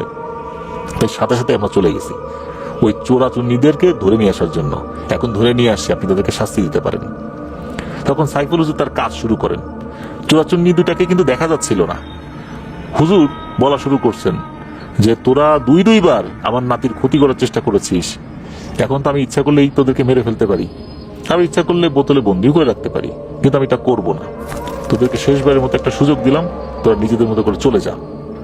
তখন চোরাচুন্নি 2টা হুজুরকে বলে ওঠে, তুই তার আগে আমাদের একটা কথার উত্তর দে। আমাদের একজন সাথীকে ছেড়ে দিতে চেয়ে তারপরেও কেন তাকে গরম পানিতে চুবিয়ে মারলি? তুই কথা দিয়ে কথার বরখেলাপ কেন করলি? তো হুজুর বলেন যে আমি তো আমার কথার কোনো বরখেলাপ করি নাই। আমি তো ছেড়ে দিব বলছি, কিন্তু কি ছাড়বো? আমি বলছি পা ছেড়ে দিব। আমি তো ছেড়ে দিছি, আমি তোর পাই ছেড়ে দিছি, পা ছেড়ে দিছি, কিন্তু আমি তো একবারের জন্য বলি নাই তোকে এখান থেকে মুক্ত করে দিব, তোকে প্রাণে মারবো না, এটা আমি বলি নাই। আমি কি বলছি? আমি বলছি পা ছেড়ে দিব। তো পা ছেড়ে দিছি, পাতিলের মধ্যে পড়ছে। আমি তো আমার কথার কোনো বরখেলাপ করি নাই। তোরাই আমার কথা ধরতে পারিস নাই। আর আমি এত বোকা না তোদের মতো নরখাদকদেরকে হাতে পেয়ে আবার ছেড়ে দিব, কারণ আমি ছেড়ে দিলেই তো তোরা আরেকজনের ক্ষতি করবি। তবে তোদের 2জনকে একটা সুযোগ দিতে চাই, যা এখান থেকে চলে যা। তখন নাকি ওই চোরাচুন্নি 2টা একসাথেই বলে, ওরা কিন্তু ওই সময় একসাথে 2জন কথা বলছিল, একসাথেই বলে ওঠে, না তোর নাতিকে না নিয়ে তো যাবোই না। তুই আমাদের এক সাথীকে হত্যা করেছিস, তুই যতই শাস্তি দিস না কেন তোর নাতিকে নিয়ে যাবই। উত্তরে হুজুর পুনরায় বলে ওঠেন যে তুই বা তোরা যেভাবে এক গুয়েমিপনা করতেছিস যে আমার নাতিকে নিয়ে যাবি, এটা তো আসলে তোদের কাছ থেকে আশা করি নাই। আর এটাও আশা করি নাই যে তোরা 2য়বার আমার নাতির ক্ষতি করার চেষ্টা করবি। তাহলে তোদের পরিণতি তো সেই জিনের মতোই হওয়ার দরকার রে, যেটাকে চুবাই মারছিলাম। এই কথা বলার পর নাকি এই চোরাচুন্নি 2টা তারা দৃশ্যমান হয়। দৃশ্যমান হওয়ার পর ওই যে অনেক সময় দেখা যায় না বাচ্চারা একজন আরেকজনকে ভেঙচি কাটে, এই চোরাচুন্নি 2টা হুজুরকে উদ্দেশ্য করে ভেঙচি কাটতে থাকে, বিভিন্ন হুমকি দিতে থাকে। এক পর্যায়ে হুজুরের ধৈর্যের বাঁধ ভেঙে যায় একদম। সে 2য়বার চিন্তা না করেই রুকিয়ার মাধ্যমে ওই চোরাচুন্নি 2টাকে মেরে ফেলেন। এরপর সাইফুল হুজুর নিজে গরম পানিতে গোসল করেন এবং ওইখানে যারা উপস্থিত ছিল বাড়ির অন্যান্য সবাইকেই গরম পানিতে গোসল করে তারপর ঘরে প্রবেশ করতে বলেন। জানতে চাইলে হুজুর বলেন যে এইটা তার রুকিয়ারই একটা অংশ। হুজুরের কথা মতো বাড়ির সবাই গরম পানিতে গোসল করে ঘরে প্রবেশ করে। পরদিন সকালবেলা সাইফুল হুজুর তার নাতিকে পুনরায় ঝাড়ফুঁক করে দেন। একটা কাচের বোতলে সরিষার তেল, কালো জিরা, কয়েক টুকরো রসুন মিশিয়ে সেই তেল পরে দেন এবং এই তেল দৈনিক গোসলের পর নাতির শরীরে মালিশ করতে বলে দেন আর কি। এরপর থেকে দীর্ঘদিন কিন্তু তার নাতির সাথে বা আজ পর্যন্ত কোনো ধরনের কোনো জিন রিলেটেড ঘটনা ঘটেনি। এই যে ছেলেটা ফাহিম আবরার, এই ফাহিম আবরার কিন্তু অর্থাৎ এই যে হুজুরের নাতি, সে কিন্তু এখন কোরআনে হাফেজ হয়েছে। আর এই সাকিব আল হাসান নয়ন ভাই উনি কিন্তু এই ঘটনাটি এই ফাহিম আবরারের কাছ থেকেই সংগ্রহ করেছেন। আর এই ঘটনাটি পরিপূর্ণভাবে বিস্তারিতভাবে তার মায়ের কাছ থেকে শুনেছিল। হুজুর একদম শুরু থেকে শেষ পর্যন্ত তিনি মনে মনে কি চিন্তা করছেন সেই বিষয়গুলো পরবর্তীতে পরিবারের সাথে খুলে বলেছিলেন। মানে এভাবেই কিন্তু এই ঘটনাটা তার পরিবারের লোকদের কাছ থেকে বাইরের মানুষজনের কাছে আসছে। আর এখন তো আমরা আমাদের প্ল্যাটফর্ম থেকে এই ঘটনাটি সবার কাছে ছড়িয়ে দিলাম। এখানে কিন্তু একটা শিক্ষণীয় বিষয় রয়েছে প্রিয় লিসেনার, সেটা হচ্ছে যে শিশুর জন্মের পরের বেশ কিছুদিন, বিশেষ করে 120 দিন, এই সময়টা খুব খেয়াল করে বাচ্চাকে রেখে দিতে হয়। ওই সময় কিন্তু এই টাহুরা জিন, চোরাচুনি বা ঠকরি জিনগুলো কিন্তু বাচ্চাদেরকে আক্রমণ করে নিয়ে যেতে পারে। বিশেষ করে গ্রাম অঞ্চলে এটার প্রভাবটা বেশি হয়ে থাকে। এই জন্য এই বিষয়ে আমরা সতর্ক থাকবো ইনশাল্লাহ। প্রিয় লিসেনার্স, ধন্যবাদ জানাচ্ছি যারা আমাদেরকে ঘটনা পাঠিয়েছেন এবারের এপিসোডে।